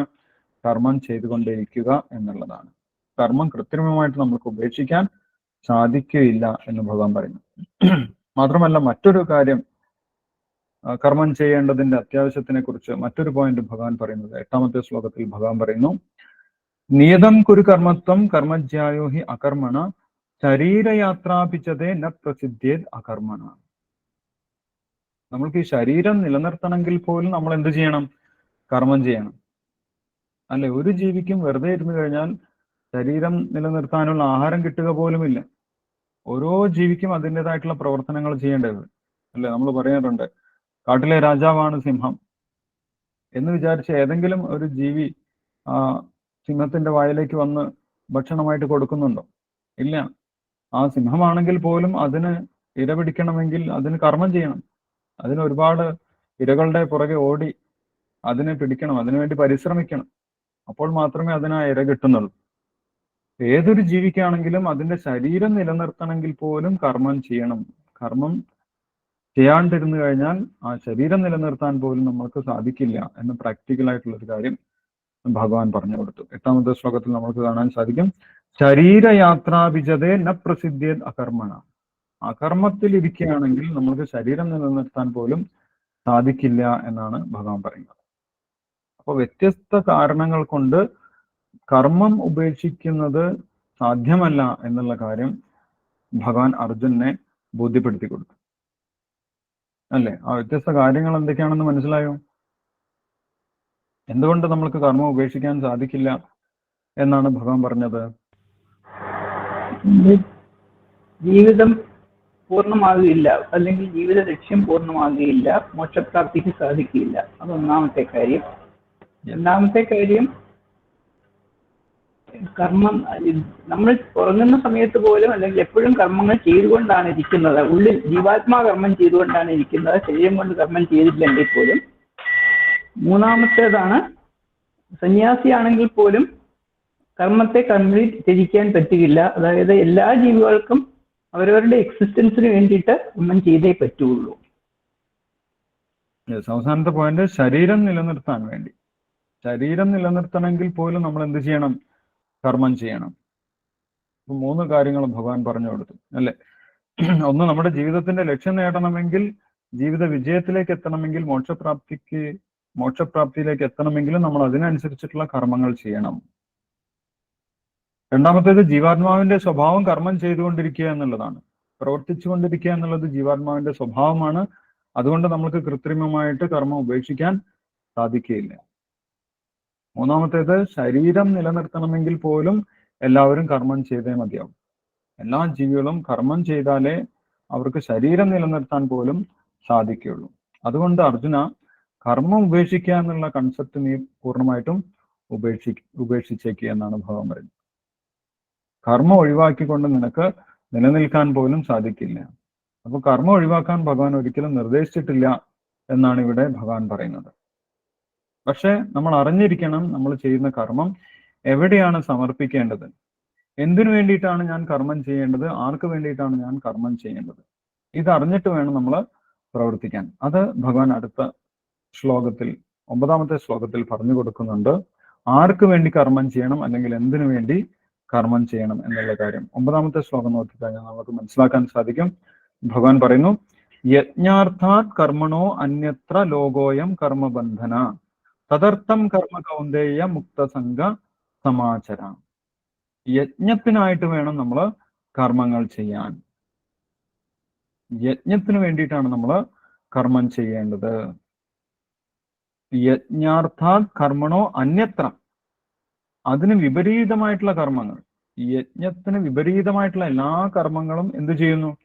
ലോകോയം കർമ്മബന്ധന, ജീവികളെ ഇവിടെ കൂടുതൽ തളച്ചിടുകയാണ് ചെയ്യുന്നത്. നമ്മൾ കൂടുതൽ കുടുക്കിലേക്കാണ് പോകുന്നത്. യജ്ഞത്തിന് വിപരീതമായിട്ടുള്ള കർമ്മങ്ങളാണ് ചെയ്യുന്നതെങ്കിൽ നമ്മൾ ജീവിതത്തിൽ വീണ്ടും വീണ്ടും കൂടുതൽ ഊരാക്കുടുക്കുകളിലേക്കാണ് പോകുന്നത്. യജ്ഞത്തിന് വേണ്ടി പ്രവർത്തിച്ചാൽ മാത്രമേ നമ്മൾക്ക് ജീവിതത്തിൽ സ്വാതന്ത്ര്യം ഉണ്ടാവുകയുള്ളൂ, അല്ലെങ്കിൽ സമാധാനം ഉണ്ടാവുകയുള്ളൂ, അല്ലെങ്കിൽ അവസാനം മോക്ഷപ്രാപ്തി ഉണ്ടാവുകയുള്ളൂ. അതിന് വിപരീതമായിട്ടുള്ള കർമ്മങ്ങളൊക്കെ നമ്മളെ കൂടുതൽ കർമ്മബന്ധത്തിലേക്കാണ് കൊണ്ടുപോകുന്നത് എന്നിവിടെ ഭഗവാൻ പറയും. അപ്പൊ നമ്മുടെ കർമ്മം യജ്ഞത്തിന് വേണ്ടിയിട്ടാണ് എന്നുള്ള കാര്യം ഭഗവാൻ പറഞ്ഞു. എന്താണ് യജ്ഞം എന്നുള്ള കാര്യമൊക്കെ ശ്രീല പ്രഭുപാദർ വിശദീകരിക്കുന്നുണ്ട്. യജ്ഞോ വൈ വിഷ്ണു എന്ന് ശ്രീല പ്രഭുപാദർ ഇവിടെ എടുത്തു പറയുന്നുണ്ട്. വിഷ്ണുവാണ് യജ്ഞം. അപ്പം ഓരോ ജീവാത്മാവിന്റെയും പ്രവൃത്തി വിഷ്ണുവിനെ തൃപ്തിപ്പെടുത്താൻ വേണ്ടിയിട്ടായിരിക്കണം, ഭഗവാനെ തൃപ്തിപ്പെടുത്താൻ വേണ്ടിയിട്ടാണ് നമ്മൾ കർമ്മങ്ങൾ ചെയ്യേണ്ടത് എന്നാണ് ഇവിടെ ഭഗവാൻ നിർദ്ദേശിക്കുന്നത്. ഭഗവാനെ തൃപ്തിപ്പെടുത്താത്ത കർമ്മങ്ങൾ നമ്മളെ കർമ്മബന്ധനത്തിലേക്കാണ് കൊണ്ടുപോകുന്നത് എന്നാണ് ഭഗവാൻ പറയുന്നത്. നമ്മൾ ഏത് പ്രവൃത്തി ചെയ്യുകയാണെങ്കിലും അത് ഭഗവാനെ തൃപ്തിപ്പെടുത്തുന്ന രീതിയിലായിരിക്കണം ചെയ്യേണ്ടത്. അങ്ങനെയാണെങ്കിൽ നമ്മൾക്ക് കൂടുതൽ ജീവിതത്തിൽ സമാധാനപൂർണമായിട്ട് സന്തോഷമായിട്ട് അവസാനം നമ്മളുടെ ജീവിത വിജയത്തിലേക്ക് നമ്മൾക്ക് എത്താൻ സാധിക്കും. അതല്ലെങ്കിൽ നമ്മൾ കൂടുതൽ കർമ്മബന്ധനത്തിലേക്കാണ് പോകുന്നത് എന്നാണ് ഭഗവാൻ പറയുന്നത്. യജ്ഞം ചെയ്യുന്നത് നിർബന്ധമാണ് എന്നാണ്. അല്ലെ, യജ്ഞം ചെയ്തിട്ടില്ലെങ്കിൽ നമ്മുടെ ജീവിതം നരകതുല്യമായി തീരും എന്ന് ശാസ്ത്രങ്ങളിൽ പറയുന്നു. നേരത്തെ അർജുനും പറഞ്ഞിട്ടുണ്ട്, അല്ലെ, നരകേ നിയതം വാസോ ഭവതി അനുശുശ്രുമ. നമ്മൾ എല്ലാ ശ്ലോകങ്ങളും വായിച്ചിട്ടില്ല. 1ാമത്തെ അധ്യായത്തിൽ അർജുനൻ പറയുന്നുണ്ട്, ഈ യജ്ഞകർമ്മങ്ങളൊന്നും ചെയ്തിട്ടില്ലെങ്കിൽ, ജനങ്ങൾ യജ്ഞകർമ്മങ്ങളൊന്നും ചെയ്തിട്ടില്ലെങ്കിൽ ജീവിതം എന്തായിട്ട് മാറും? നരകതുല്യമായിട്ട് മാറും എന്ന് അവിടെ പറയുന്നുണ്ട്. നരകേ നിയതം വാസോ ഭവതി അനുശുശ്രുമ. അർജുനൻ വേദങ്ങളൊക്കെ പഠിച്ച വ്യക്തിയാണ്, അതുകൊണ്ട് പറഞ്ഞതാണ്. അപ്പം യജ്ഞം ചെയ്തു കഴിഞ്ഞാൽ നമ്മൾക്ക് സന്തോഷപൂർവ്വം ഈ ജീവിതത്തിൽ മുന്നോട്ട് പോകാൻ സാധിക്കും. അല്ലെങ്കിൽ ജീവിതം വലിയ പ്രശ്നമായിട്ട് മാറും, വലിയ ബുദ്ധിമുട്ടുകൾ ഉണ്ടാകും. പ്രകൃതി നമ്മളെ അനുകൂലിക്കില്ല, നമ്മുടെ ചുറ്റുപാടുമുള്ള ആളുകൾ നമ്മളെ അനുകൂലിക്കില്ല, എന്തിന് നമ്മുടെ മനസ്സ് പോലും നമ്മളെ അനുകൂലിക്കാത്ത അവസ്ഥയിലാവും. നമ്മൾക്ക് ഒരു സന്തോഷം ഉണ്ടാവില്ല, ഒരു സമാധാനം ഇല്ലാത്ത അവസ്ഥയിലാവും, ജീവിതം നരകതുല്യമായിട്ട് മാറുമെന്ന് പറയുന്നു. അതുകൊണ്ട് എന്തുകൊണ്ട് യജ്ഞം ചെയ്യണം എന്ന് ഭഗവാൻ പറയും. യജ്ഞത്തിന് വേണ്ടിയിട്ടാണ് പ്രവർത്തിക്കേണ്ടത്. എന്തുകൊണ്ട് യജ്ഞം ചെയ്യണം എന്നാണ് അടുത്ത ശ്ലോകങ്ങളിൽ ഭഗവാൻ പറയുന്നത്. അതിന് കാരണം, വ്യത്യസ്തമായിട്ടുള്ള കാരണങ്ങൾ ഭഗവാൻ പറയുന്നുണ്ട്. 10ാമത്തെ ശ്ലോകത്തിൽ ഭഗവാൻ പറയുന്നു, സഹയജ്ഞാ പ്രജാ സൃഷ്ടാ പുരോവാച പ്രജാപതി അനേന പ്രസവിശുദ്ധം യേശോസ്തിഷ്ഠ കാമധുക്ക്. നമ്മളെ സൃഷ്ടിച്ചിട്ടുള്ളത് തന്നെ യജ്ഞം ചെയ്യാൻ വേണ്ടിയിട്ടാണെന്ന് ഭഗവാൻ പറയും. പ്രജാപതി നമ്മളെ സൃഷ്ടിച്ചിട്ടുള്ളത്, അല്ലെങ്കിൽ ഭഗവാൻ നമ്മളെ സൃഷ്ടിച്ചിട്ടുള്ളത് യജ്ഞത്തോട് കൂടിയിട്ടാണ്. യജ്ഞം ചെയ്യാൻ വേണ്ടിയിട്ടാണ് മനുഷ്യനെ സൃഷ്ടിച്ചിട്ടുള്ളത് എന്ന് പറയും. യജ്ഞം ചെയ്യാതെ നമ്മൾക്ക് ഒരിക്കലും സന്തുഷ്ടരാകാൻ സാധിക്കില്ല. യജ്ഞം ചെയ്തു കഴിഞ്ഞാൽ നമ്മൾക്ക് സന്തുഷ്ടരാകാൻ സാധിക്കുമെന്നും പറയുന്നു. അതെങ്ങനെയാണ് സന്തുഷ്ടരാകുന്നത് എന്നൊക്കെ അടുത്ത ശ്ലോകങ്ങളിൽ പറയുന്നുണ്ട്. അപ്പൊ എന്താണ് യജ്ഞം എന്നുള്ള കാര്യത്തിൽ നമ്മൾക്ക് വലിയ സംശയം ഉണ്ടാകും. എന്താണ് യജ്ഞം? ഇനിയിപ്പം നമ്മൾ നാളെ മുതൽ ഈ യജ്ഞം എന്നുള്ള വാക്ക് കേൾക്കുമ്പോൾ നമ്മുടെ മനസ്സിൽ എന്താണ് ഓർമ്മ വരുന്നത്? യജ്ഞം എന്ന് കേൾക്കുമ്പോൾ എന്താണ് ഓർമ്മ വരുന്നത്? വിഷ്ണുപ്രീതി. വിഷ്ണുപ്രീതി എന്ന് നമ്മൾ ഭഗവത്ഗീത പഠിച്ചത് കൊണ്ട് മനസ്സിലായി. അല്ലാതെ സാധാരണഗതിയിൽ യജ്ഞം എന്ന് കേൾക്കുന്ന സമയത്ത് നമ്മൾക്ക് എന്താണ് ഒരു ചിത്രം ഓർമ്മ വരുന്നത്? ഹോമം. ഹോമം അല്ലേ? കുറെ വിറക് കത്തിച്ച് അതിലേക്ക് നെയ്യ് ഇങ്ങനെയുള്ള കാര്യങ്ങൾ ഒഴിക്കുന്ന ഒരു ചിത്രമാണ് നമ്മൾക്ക് യജ്ഞം എന്നുള്ള വാക്ക് കേൾക്കുമ്പം ഓർമ്മ വരുന്നത്. പക്ഷെ യഥാർത്ഥത്തിൽ യജ്ഞം എന്ന് പറഞ്ഞു കഴിഞ്ഞാൽ മാതാജി ഇപ്പൊ പറഞ്ഞതുപോലെ ഭഗവാന്റെ പ്രീതിക്ക് വേണ്ടിയിട്ടുള്ള പ്രവർത്തനങ്ങളാണ്. വിഷ്ണു പ്രീതിക്കായിട്ടുള്ള പ്രവർത്തനങ്ങളെല്ലാം യജ്ഞമാണ്. അത് ഈ ഹോമം മാത്രമല്ല, വ്യത്യസ്തമായിട്ടുള്ള പ്രവർത്തനങ്ങൾ യജ്ഞമായിട്ട് ചെയ്യാൻ സാധിക്കും. നമ്മളിപ്പോൾ ചെയ്യുന്നത് ഒരു യജ്ഞമാണ്. ഭഗവാൻ പറയുന്നുണ്ട്, ഈ ഭഗവത്ഗീത ചർച്ച ചെയ്യുന്നത് ഒരു യജ്ഞമാണ് എന്ന് ഭഗവത്ഗീതയുടെ അവസാനം പറയുന്നുണ്ട്. 18ാമത്തെ അധ്യായത്തിൽ ജ്ഞാനയജ്ഞമാണ് എന്ന് ഭഗവാൻ പറയുന്നുണ്ട്. നമ്മളിപ്പോൾ ചെയ്യുന്നത് എന്തുതന്നെയാണ്? യജ്ഞമാണ്. പക്ഷെ നമ്മൾ വിറക് കത്തിക്കുന്നൊന്നുമില്ല, നമ്മൾ നെയ്യ് ഒഴിക്കുന്നൊന്നുമില്ല. എന്നിട്ടും അത് എന്താണ്? യജ്ഞമാണ്. കാരണം എന്താണ്? ഇത് ഭഗവാനെ തൃപ്തിപ്പെടുത്തുന്നതാണ്. ഭഗവത്ഗീത ചർച്ച ചെയ്യുന്നത് ഭഗവാനെ പ്രീതിപ്പെടുത്തുന്നതാണ്. അതുകൊണ്ട് ഇതെന്താണ്? യജ്ഞമാണ്. യജ്ഞം വ്യത്യസ്തമായിട്ടുള്ള രീതിയിൽ നമുക്ക് ചെയ്യാൻ സാധിക്കും. ഓരോ യുഗത്തിലേക്കും ഓരോ യജ്ഞങ്ങൾ പറഞ്ഞിട്ടുണ്ടെന്ന് ഭാഗവതത്തിൽ പറയുന്നുണ്ട്. എല്ലാ യുഗത്തിലേക്കും ഒരേ യജ്ഞമല്ല നിർദ്ദേശിച്ചിട്ടുള്ളത്. ഭാഗവതത്തിൽ പറയുന്നു, ഓരോ യുഗത്തിലേക്കും ഓരോ യജ്ഞമാണ് നിർദ്ദേശിച്ചിട്ടുള്ളത്. കലിയുഗത്തിൽ ഏത് യജ്ഞാണ് ചെയ്യേണ്ടത്? നാമജപ. അതാണ് പറയാൻ പോകുന്നത്. അപ്പൊ ഭാഗവതത്തിൽ പറയുന്നു, ഹൃദയധ്യായതോ വിഷ്ണു ത്രേതായേ യജതോ മകെ ദ്വാപരേ പരിചര്യായാം കലൗ തത് ഹരികീർത്തന എന്നാണ് ഭാഗവതത്തിൽ പറയുന്നത്. ഹൃദയധ്യായതോ വിഷ്ണു. ഹൃദയയുഗത്തില് എല്ലാവരും സാത്വികരായതുകൊണ്ട് അവർ കണ്ണടച്ചിരുന്നു കഴിഞ്ഞാൽ തന്നെ അവർക്ക് വിഷ്ണുവിനെ ധ്യാനിക്കാൻ സാധിക്കും. അങ്ങനെ വിഷ്ണു ധ്യാനമാണ് ഹൃദയയുഗത്തിലെ യജ്ഞം. ഹൃദയധ്യായതോ വിഷ്ണു. വേറെ എന്തെങ്കിലും വിഷയത്തിനെയല്ല ധ്യാനിക്കുന്നത്, വിഷ്ണുമൂർത്തിയെയാണ് ധ്യാനിക്കുന്നത്. ത്രേതായെ യജതോ മകെ. ത്രേതായുഗത്തില് ഇപ്പൊ പറഞ്ഞിട്ടുള്ളതുപോലെ ഹോമങ്ങളാണ് ത്രേതായുഗത്തിലുള്ള യജ്ഞം. ദ്വാപരേ പരിചര്യായാം. ദ്വാപരയുഗത്തില് പരിചര്യ, അതായത് ക്ഷേത്രാരാധന, വിഗ്രഹാരാധന, ഇതൊക്കെയാണ് ദ്വാപരയുഗത്തിലെ യജ്ഞം. കലൗ തത് ഹരികീർത്തന. കലിയുഗത്തിലെ യജ്ഞം എന്താണ്? ഹരികീർത്തനം. എല്ലാവരും ചേർന്ന് ഭഗവാന്റെ നാമം ജപിക്കുക. ഹരേ കൃഷ്ണ കൃഷ്ണ കൃഷ്ണ ഹരേ ഹരേ, ഹരേ രാമ രാമ രാമ ഹരേ ഹരേ ജപിക്കുന്നതാണ് കലിയുഗത്തിലെ യജ്ഞം. കലിയുഗത്തിൽ വളരെ എളുപ്പമാണ് യജ്ഞം. മറ്റു യുഗത്തിൽ വളരെ കഷ്ടപ്പെട്ട് ചെയ്യുന്ന യജ്ഞത്തിന്റെ ഒക്കെ ഫലം കലിയുഗത്തിൽ എങ്ങനെ കിട്ടും? വെറുതെ നാമജപം കൊണ്ട് കിട്ടും. ആ യജ്ഞം ചെയ്യുന്നതിന്റെ വ്യത്യസ്തമായിട്ടുള്ള ഫലങ്ങളെ കുറിച്ചാണ് ഇവിടെ ഭഗവാൻ അടുത്ത ശ്ലോകങ്ങളിൽ പറയുന്നത്. അങ്ങനെ ഓരോ വ്യക്തിയും യുഗധർമ്മം അനുസരിച്ചിട്ടുള്ള യജ്ഞം ചെയ്തു കഴിഞ്ഞാൽ എന്തൊക്കെ നേട്ടമുണ്ടാകും എന്ന് ഭഗവാൻ ഇവിടെ പറയുന്നുണ്ട്. 11ാമത്തെ ശ്ലോകത്തിൽ ഭഗവാൻ പറയുന്നു, ഇഷ്ടാൻ ഭോഗാൻ ഹി വോ ദേവ ദാസ്യന്തേ യജ്ഞഭാവിത 12ാമത്തെ ശ്ലോകത്തിൽ തൈർദത്താൻ അപ്രദായേഭ്യോ യോ ഭുങ്ക്തേ സ്ഥേന ഏവസ. യജ്ഞം വിഷ്ണു പ്രീതിക്ക് വേണ്ടി നമ്മൾ യജ്ഞം ചെയ്തു കഴിഞ്ഞാൽ എല്ലാ ദേവന്മാരും സന്തുഷ്ടരാകും. ഓരോ ദേവന്മാർക്കും പ്രത്യേകിച്ച് യജ്ഞം ചെയ്യേണ്ട ആവശ്യമില്ല. കാരണം എന്താണ്? എല്ലാ ദേവന്മാരും വിഷ്ണുവിന്റെ ശരീരത്തിലുള്ള അംശമാണ്. വിഷ്ണുവിന്റെ ശരീരത്തിലുള്ള ഭാഗങ്ങളാണ് എല്ലാ ദേവന്മാരും. അതുകൊണ്ട് വിഷ്ണു സംതൃപ്തനായി കഴിഞ്ഞാൽ എല്ലാ ദേവന്മാരും ഓട്ടോമാറ്റിക്കായിട്ട് സംതൃപ്തരായിക്കോളും. അങ്ങനെ എല്ലാ ദേവന്മാരും സംതൃപ്തരായാൽ എന്താണ് നേട്ടം? അവർ നമ്മൾക്ക് ഭൗതികമായിട്ട് ആവശ്യമുള്ള കാര്യങ്ങളൊക്കെ തന്നുകൊള്ളും. നമ്മൾക്ക് ഭൗതികമായിട്ട് പ്രകൃതിയിൽ നിന്ന് ഒരുപാട് കാര്യങ്ങൾ ആവശ്യമുണ്ട് സന്തോഷകരമായിട്ട് ജീവിക്കണമെങ്കിൽ, അല്ലെ? നമ്മൾക്ക് ശുദ്ധമായിട്ടുള്ള ജലം വേണം, ശുദ്ധമായിട്ടുള്ള വായു വേണം, ശുദ്ധമായിട്ടുള്ള പരിസരം വേണം, ശുദ്ധമായിട്ടുള്ള ഭക്ഷണം വേണം, ശുദ്ധമായിട്ടുള്ള അന്തരീക്ഷം വേണം. ഇതൊക്കെ നമ്മൾക്ക് ജീവിക്കാൻ ആവശ്യമാണ്. പിന്നെ പ്രകൃതിയിൽ നിന്നുള്ള സമ്പത്തുകൾ ആവശ്യമാണ്, രത്നങ്ങൾ വേണം, അല്ലെ? നല്ല വിളവ്, ഭൂമിയിൽ നല്ല വിളവുണ്ടാകണം. ഇതൊക്കെ നമ്മൾക്ക് ഭൗതികമായിട്ടുണ്ടാവേണ്ട നേട്ടങ്ങളാണ്. ഇത് മനുഷ്യൻ മാത്രം വിചാരിച്ചു കഴിഞ്ഞാൽ നടക്കുന്ന കാര്യമല്ല, അല്ലെ? ഇപ്പൊ നല്ല ചൂട് കൂടുതലാണ്. നമ്മൾ പറയുന്നു നമ്മൾ ശാസ്ത്രീയമായിട്ട് എത്രയോ അഡ്വാൻസ്ഡ് ആണെന്ന് പറയുന്നു. നമ്മൾക്ക് ഈ ചൂട് കൂടിയതിനെതിരെ എന്തെങ്കിലും ചെയ്യാൻ പറ്റുന്നുണ്ടോ? ചൂട് കുറയ്ക്കാൻ സാധിക്കുന്നുണ്ടോ? ഒന്നും ചെയ്യാൻ സാധിക്കുന്നില്ല. ചൂട് നമ്മൾ സഹിക്കുക, അത് മാത്രമേ ചെയ്യാൻ സാധിക്കുന്നുള്ളൂ. അപ്പം ഇതെല്ലാം നമ്മുടെ കൺട്രോളിലല്ല യഥാർത്ഥത്തിൽ. ഓരോ ദേവന്മാരാണ് ഇത് നിയന്ത്രിക്കുന്നത്. അപ്പോൾ യജ്ഞം ചെയ്തു കഴിഞ്ഞാൽ എല്ലാ ദേവന്മാരും സന്തുഷ്ടരാകും. ആ ദേവന്മാരുടെ നേതൃത്വത്തിൽ പ്രകൃതി നമ്മൾക്ക് അനുകൂലമായിട്ട് മാറും. പ്രകൃതി അനുകൂലമായിട്ട് മാറിക്കഴിഞ്ഞാൽ നമ്മൾക്ക് ഇവിടെ സുഖമായിട്ട് സന്തോഷമായിട്ട് ജീവിക്കാൻ സാധിക്കും. അത് യജ്ഞം ചെയ്യുന്നതിന്റെ ഒരു ഫലമാണ് എന്ന് പറയും. ദേവന്മാർ സന്തുഷ്ടരാകും, പ്രകൃതി നമ്മൾക്ക് അനുകൂലമാകും എന്ന് പറയും. മറ്റൊരു നേട്ടം 13ാമത്തെ ശ്ലോകത്തിൽ ഭഗവാൻ പറയുന്നു, യജ്ഞശിഷ്ടാശിന സന്തോ മുച്യന്തേ സർവകിൽബിഷൈ. യജ്ഞത്തിൽ നമ്മൾ സമർപ്പിച്ചതിന്റെ ബാക്കിയുള്ള അന്നം നമ്മൾ കഴിക്കുകയാണെങ്കിൽ അത് യജ്ഞപ്രസാദമാണ്. ആ യജ്ഞപ്രസാദം നമ്മൾ കഴിച്ചു കഴിഞ്ഞാൽ എന്ത് സംഭവിക്കും? മുച്യന്തേ സർവകിൽബിഷൈ. നമ്മുടെ എല്ലാവിധ പാപങ്ങളും അതുകൊണ്ട് തന്നെ ഇല്ലാതാകും.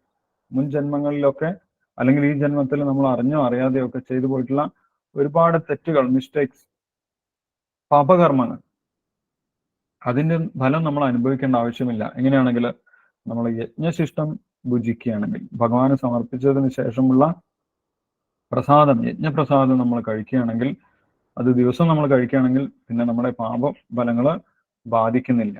മുച്ഛന്തേ സർവകിൽബിഷേ, എല്ലാവിധ പാപങ്ങളിൽ നിന്നും നമുക്ക് മോചനമുണ്ടാകും. അത് യജ്ഞം ചെയ്യുന്നതിന്റെയും യജ്ഞശിഷ്ടം ഭുജിക്കുന്നതിന്റെയും ഒരു ഫലമാണ്.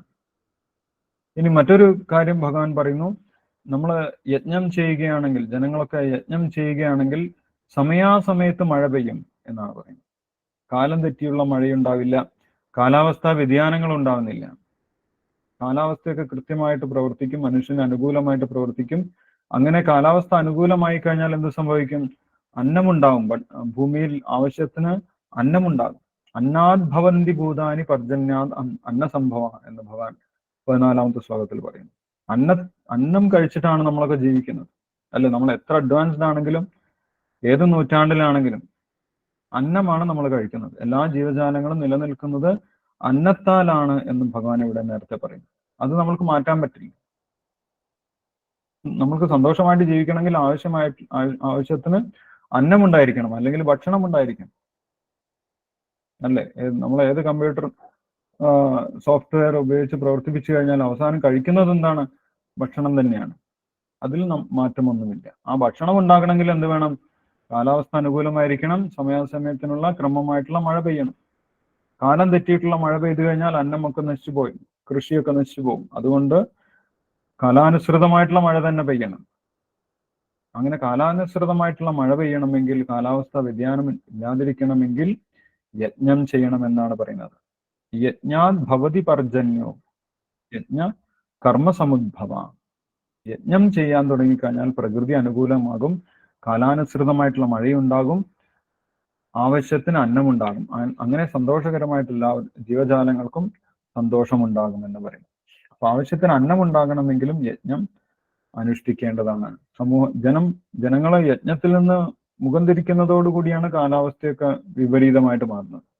എല്ലാവരും യജ്ഞം അനുഷ്ഠിക്കാൻ തുടങ്ങിക്കഴിഞ്ഞാൽ കാലാവസ്ഥ നമ്മൾക്ക് അനുകൂലമാകും. ആവശ്യത്തിന് ഭക്ഷണം നമ്മൾക്ക് ഈ പ്രകൃതിയിൽ നിന്ന് തന്നെ ലഭിക്കും. ഇതൊക്കെ യജ്ഞം ചെയ്യുന്നതിൻ്റെ നേട്ടങ്ങളായിട്ട് ഭഗവാൻ ഇവിടെ വിശദീകരിക്കുന്നുണ്ട്. അതിനുശേഷം യജ്ഞം ചെയ്യുന്ന വ്യക്തിയുടെ മനോഭാവം എന്തായിരിക്കണം എന്ന് ഭഗവാൻ പറയുന്നത്. ഏത് ഭാവത്തിലാണ് നമ്മൾ യജ്ഞം ചെയ്യേണ്ടത്, അല്ലെങ്കിൽ യജ്ഞം ചെയ്യുമ്പോൾ ശ്രദ്ധിക്കേണ്ട കാര്യങ്ങൾ എന്തൊക്കെയാണ്? ഇത് വളരെ ഇമ്പോർട്ടൻ്റ് ആയിട്ടുള്ള കാര്യമാണ് യജ്ഞം എന്ന് പറഞ്ഞു കഴിഞ്ഞാൽ. വിഷ്ണു പ്രീതിക്കായിട്ട് നമ്മൾ ചെയ്യുന്ന കാര്യമാണ്. അതുകൊണ്ട് നമ്മുടെ ആറ്റിറ്റ്യൂഡ്, നമ്മുടെ ഭാവം എന്തായിരിക്കണം, ഏത് ഭാവത്തിലാണ് നമ്മൾ ഭഗവാനെ പ്രീതിപ്പെടുത്തേണ്ടത്, ആ യജ്ഞം ചെയ്യേണ്ടത് എന്നും ഭഗവാൻ വിവരിക്കുന്നുണ്ട്. അതിൽ വ്യത്യസ്തമായിട്ടുള്ള കാര്യങ്ങൾ, പോയിന്റുകൾ ഭഗവാൻ പറയുന്നുണ്ട്. അതിലൊരു പോയിന്റാണ് നമ്മളൊരു കടമ എന്നുള്ള രീതിയിലാണ് യജ്ഞം ചെയ്യേണ്ടത്, അല്ലെ? കലിയുഗത്തിലേക്കുള്ള യജ്ഞം നാമജപാണെന്ന് മനസ്സിലായി. ഹരേ കൃഷ്ണ മഹാമന്ത്രമാണ് നമ്മൾ ജപിക്കേണ്ടതെന്നൊക്കെ മനസ്സിലായി. അപ്പോൾ നമ്മൾ എങ്ങനെ ജപിക്കണം, ഏത് ഭാവത്തിൽ ജപിക്കണം? ഒരു കടമ എന്നുള്ള നിലയിൽ, അല്ലെങ്കിൽ ഇത് ഭഗവാനെ തൃപ്തിപ്പെടുത്തും എന്നുള്ള നിലവാരത്തിലാണ് നമ്മൾ ആ യജ്ഞം ചെയ്യേണ്ടത്. അല്ലാതെ എന്തെങ്കിലും പ്രതീക്ഷിച്ച് ഇന്ന് നാമം ജപിച്ചു നാളെ എന്തെങ്കിലും കിട്ടണം എന്നുള്ള രീതിയിൽ അല്ല നമ്മൾ ജപിക്കേണ്ടത്. കർമ്മഫലം ആഗ്രഹിക്കാതെ ഒരു കടമ എന്നുള്ള നിലവാരത്തിൽ ഭഗവാനെ ഇത് തൃപ്തിപ്പെടുത്തുന്നതാണ്, അതുകൊണ്ട് ഞാൻ ചെയ്യുന്നു എന്നുള്ള നിലവാരത്തിലാണ് നമ്മൾ യജ്ഞം ചെയ്യേണ്ടത്. അപ്പൊ കടമ എന്നുള്ള നിലവാരത്തിൽ യജ്ഞം ചെയ്യണമെന്ന് 19ാമത്തെ ശ്ലോകത്തിൽ ഭഗവാൻ പറയുന്നു. തസ്മാത് അസക്ത സതതം കാര്യം കർമ്മ സമാചര അസക്തോ ഹി ആചരൻ കർമ്മ പരമാപ്നോതി പുരുഷ. ഭഗവാന് വേണ്ടിയുള്ള യജ്ഞം ചെയ്യേണ്ടത് എങ്ങനെയാണ്? കടമ. അതുകൊണ്ട് കർമ്മഫലകാംക്ഷ കൂടാതെ കടമ എന്ന നിലയ്ക്ക് കർത്തവ്യം നിറവേറ്റുക. കടമ എന്നുള്ള നിലവാരത്തിലാണ് നമ്മൾ യജ്ഞം ചെയ്യേണ്ടത്. മറ്റൊരു കാര്യം ഭഗവാൻ പറയുന്നുണ്ട് 21ാമത്തെ ശ്ലോകത്തിൽ. ഈ യജ്ഞം ചെയ്യുന്ന ആളുകളെ ജനങ്ങളൊക്കെ ശ്രദ്ധിക്കും. അവർ സമൂഹത്തിൽ ഉയർന്ന ആളുകളായിട്ടാണ് ആളുകൾ കാണുന്നത്. അതുകൊണ്ട് അവർ സമൂഹത്തിന് മാതൃകാപരമായി പ്രവർത്തിക്കണമെന്ന് ഭഗവാൻ പറയുന്നുണ്ട്. അവരുടെ ഭാഗത്തുനിന്ന് തെറ്റായിട്ടുള്ള പ്രവൃത്തികൾ ഉണ്ടാവാൻ പാടില്ല. മാതൃകാപരമായിട്ട് വേണം അവർ പ്രവർത്തിക്കാൻ. അതിന് ജനക മഹാരാജാവിന്റെ ഉദാഹരണവും ഭഗവാൻ പറയുന്നുണ്ട് 20ാമത്തെ ശ്ലോകത്തിൽ. ജനക മഹാരാജാവ് ഭഗവാന്റെ ഭക്തനായിരുന്നു. ഭഗവാനെ പ്രീതിപ്പെടുത്താനുള്ള യജ്ഞങ്ങളൊക്കെ അദ്ദേഹം അനുഷ്ഠിച്ചു. മാത്രമല്ല മാതൃകാപരമായിട്ട് അദ്ദേഹം രാജ്യം ഭരിക്കുകയും ചെയ്തു. അപ്പൊ തന്റെ കടമകളൊക്കെ ജനങ്ങൾക്ക് മാതൃകയായിട്ട് അദ്ദേഹം പ്രവർത്തിച്ച് കാണിച്ചു കൊടുത്തു. അപ്പൊ യജ്ഞത്തിൽ ഏർപ്പെടുന്നവരും അല്ലെങ്കിൽ ഭഗവാന്റെ ഭക്തിയിലേക്ക് വരുന്നവരും മറ്റുള്ളവർക്ക് മാതൃകയായിരിക്കണം എന്നുള്ള കാര്യം ഭഗവാൻ ഇവിടെ പറയുന്നുണ്ട്. കാരണം സമൂഹം മുഴുവൻ അവരെ നിരീക്ഷിക്കുന്നുണ്ട്. അപ്പൊ അവരിൽ നിന്നും തെറ്റുകൾ ആളുകൾ പ്രതീക്ഷിക്കുന്നില്ല. അപ്പൊ മാതൃക എന്നുള്ള നിലവാരത്തിൽ നമ്മൾ യജ്ഞം ചെയ്യണം എന്ന് പറയുന്നു. മറ്റൊരു പോയിന്റ് ഭഗവാൻ പറയുന്നത്, ഈ യജ്ഞം ചെയ്യുന്ന വ്യക്തികൾ മറ്റുള്ളവർ, നമ്മുടെ കൂടെയുള്ള ആളുകൾ, ചിലപ്പോൾ മറ്റുള്ള എല്ലാവരും ഈ ഭഗവാന്റെ സേവനത്തിലേക്ക് അല്ലെങ്കിൽ യജ്ഞകർമ്മങ്ങളിലേക്ക് വന്നു എന്ന് വരില്ല. അവർ മറ്റു ബലകാംക്ഷ കർമ്മങ്ങളിൽ, മറ്റു കർമ്മങ്ങളിലൊക്കെ മുഴുകിയിരിക്കുന്നുണ്ടാകും. അങ്ങനെയുള്ളവരെ നമ്മൾ പോയിട്ട് നിങ്ങൾ ചെയ്യുന്നതൊക്കെ തെറ്റാണ് എന്ന് പറഞ്ഞ് വിലക്കാൻ പാടില്ല എന്ന് ഭഗവാൻ പറഞ്ഞു തരുന്നുണ്ട്. അവരോട് നമ്മൾക്ക് അനുകമ്പയുണ്ടാകണം എന്നാണ് പറയുന്നത്. മറ്റുള്ളവരോട് നമ്മൾക്ക് അനുകമ്പയുണ്ടായിരിക്കണം. 26ാമത്തെ ശ്ലോകത്തിൽ ഭഗവാൻ പറയുന്നു, ന ബുദ്ധിഭേദം ജനയേത് അജ്ഞാനാം കർമ്മസംഗീനാം ജോഷയേത് സർവകർമാണി വിദ്വാൻ യുക്ത സമാചരൻ. നമ്മൾക്ക് ഈ കാര്യമൊക്കെ മനസ്സിലായി. ഭഗവാന് വേണ്ടി യജ്ഞം ചെയ്യണം, അതാണ് നമ്മുടെ ജീവിതത്തിൽ ഉയർച്ചയ്ക്കുള്ള കാരണം എന്നൊക്കെ മനസ്സിലായി. പക്ഷെ എല്ലാവരും പെട്ടെന്ന് ഈ യജ്ഞകർമ്മങ്ങളിലേക്ക് വരണമെന്ന് നിർബന്ധമില്ല. അപ്പൊ യജ്ഞകർമ്മങ്ങളിലേക്ക് വരാത്തവരെ നമ്മൾ പോയിട്ട് നിങ്ങൾ ചെയ്യുന്നത് തെറ്റാണ് തെറ്റാണ് എന്ന് പറഞ്ഞിട്ട് അവരെ കർമ്മങ്ങളിൽ നിന്ന് വിലക്കരുത് എന്നാണ് പറയുന്നത്. അവരെ അവരുടെ വഴിക്ക് വിടണം. നമ്മൾ കുറച്ച് ക്ഷമ കാണിക്കണം. അനുകമ്പാപൂർവം അവരോട് പെരുമാറണം. ക്രമേണ അവർക്ക് യജ്ഞത്തിനോട് ആകർഷണം ഉണ്ടാവുന്ന രീതിയിൽ നമ്മൾ പ്രവർത്തിക്കണം. അങ്ങനെയാണ് നമ്മൾ പ്രവർത്തിക്കേണ്ടത് എന്നാണ് പറയുന്നത്. യെസ്. അപ്പോൾ അനുകമ്പാപൂർവമാണ് നമ്മൾ പ്രവർത്തിക്കേണ്ടത് എന്നുള്ള കാര്യം ഭഗവാൻ പറഞ്ഞു കൊടുത്തു. ഇങ്ങനെ വ്യത്യസ്തമായിട്ടുള്ള മനോഭാവങ്ങൾ, ഒരു യജ്ഞം ചെയ്യുന്ന വ്യക്തിയുടെ മനോഭാവങ്ങൾ ഭഗവാൻ പറഞ്ഞു കൊടുത്തു. ഒരു കടമ എന്നുള്ള രീതിയിൽ നമ്മൾ യജ്ഞം ചെയ്യണം. മറ്റുള്ളവർക്ക് മാതൃകയായിട്ട് വേണം നമ്മൾ പ്രവർത്തിക്കാൻ. അതേപോലെ അനുകമ്പാപൂർവം മറ്റുള്ളവരോട് നമ്മൾ പെരുമാറണം എന്നും ഭഗവാൻ പറഞ്ഞു കൊടുത്തു. അപ്പൊ ഇതൊക്കെ യജ്ഞം ചെയ്യുന്ന ഒരു വ്യക്തി ശ്രദ്ധിക്കേണ്ട കാര്യങ്ങളാണ്. പിന്നീട് അവസാനം ഭഗവാൻ പറയുന്നു, ഭഗവാനിൽ പൂർണ്ണ വിശ്വാസത്തോടു കൂടി വേണം നമ്മൾ യജ്ഞം ചെയ്യാൻ എന്നും ഭഗവാൻ പറഞ്ഞു കൊടുക്കുന്നുണ്ട്. വിശ്വാസപൂർവം ഭഗവാനോട് യാതൊരു അസൂയവുമില്ലാതെ ഭഗവാനെ പൂർണ്ണമായിട്ട് അംഗീകരിച്ച് ഭഗവാനിൽ വിശ്വാസപൂർവമാണ് നമ്മൾ യജ്ഞകർമ്മങ്ങൾ നിർവഹിക്കേണ്ടത് എന്നും 31-ാമത്തെ ശ്ലോകത്തിൽ ഭഗവാൻ പറയുന്നുണ്ട്. അത് മറ്റൊരു പോയിന്റാണ്. യേമേ മതമിതം നിത്യം അനുതിഷ്ഠന്തി മാനവ ശ്രദ്ധാവന്തോ അനസൂയന്തോ മുച്യന്തേ തേവി കർമ്മഭി. ശ്രദ്ധാവന്തോ എന്ന് പറഞ്ഞു കഴിഞ്ഞാൽ വിശ്വാസപൂർവം നമ്മൾ യജ്ഞകർമ്മങ്ങൾ സമർപ്പിക്കേണ്ടത് ഭഗവാനിലുള്ള പൂർണ്ണ വിശ്വാസത്തോടു കൂടിയിട്ടാണ്, ഭഗവാനോട് യാതൊരു അസൂയയും ഇല്ലാതെയാണ് എന്ന് പറയുന്നു. അങ്ങനെ നമ്മൾ യജ്ഞകർമ്മങ്ങളിൽ ഏർപ്പെട്ട് കഴിഞ്ഞാൽ, തുടർച്ചയായിട്ട് നമ്മൾ ഭഗവാന്റെ സേവനങ്ങൾ ചെയ്തു കഴിഞ്ഞാൽ എന്താണ് സംഭവിക്കാൻ പോകുന്നത് എന്നും ആ ശ്ലോകത്തിൽ പറയുന്നുണ്ട്. എന്താണ് പറയുന്നത്? മുച്ഛന്തേ തേബി കർമ്മഭി. ആ വ്യക്തി എല്ലാവിധ കർമ്മബന്ധങ്ങളിൽ നിന്നും മോചിതനാകുമെന്ന് പറയും. കർമ്മബന്ധങ്ങളുടെ കുടുക്കിൽ നിന്ന് ഒരു വ്യക്തി മോചിതനാകും. എങ്ങനെയാണെങ്കിൽ തുടർച്ചയായിട്ട് യജ്ഞകർമ്മങ്ങൾ ചെയ്യുകയാണെങ്കിൽ അത് യജ്ഞത്തിന്റെ ഒരു നേട്ടമാണ്. ഈ ഭാഗത്ത് ഭഗവാൻ പറഞ്ഞിട്ടുള്ളത് യജ്ഞം ചെയ്യുന്നവന്റെ മനോഭാവമാണ്. അല്ല, വ്യത്യസ്തമായിട്ടുള്ള മനോഭാവങ്ങൾ ഭഗവാൻ പറഞ്ഞു. ഏതൊക്കെയാണ്? മനസ്സിലായോ?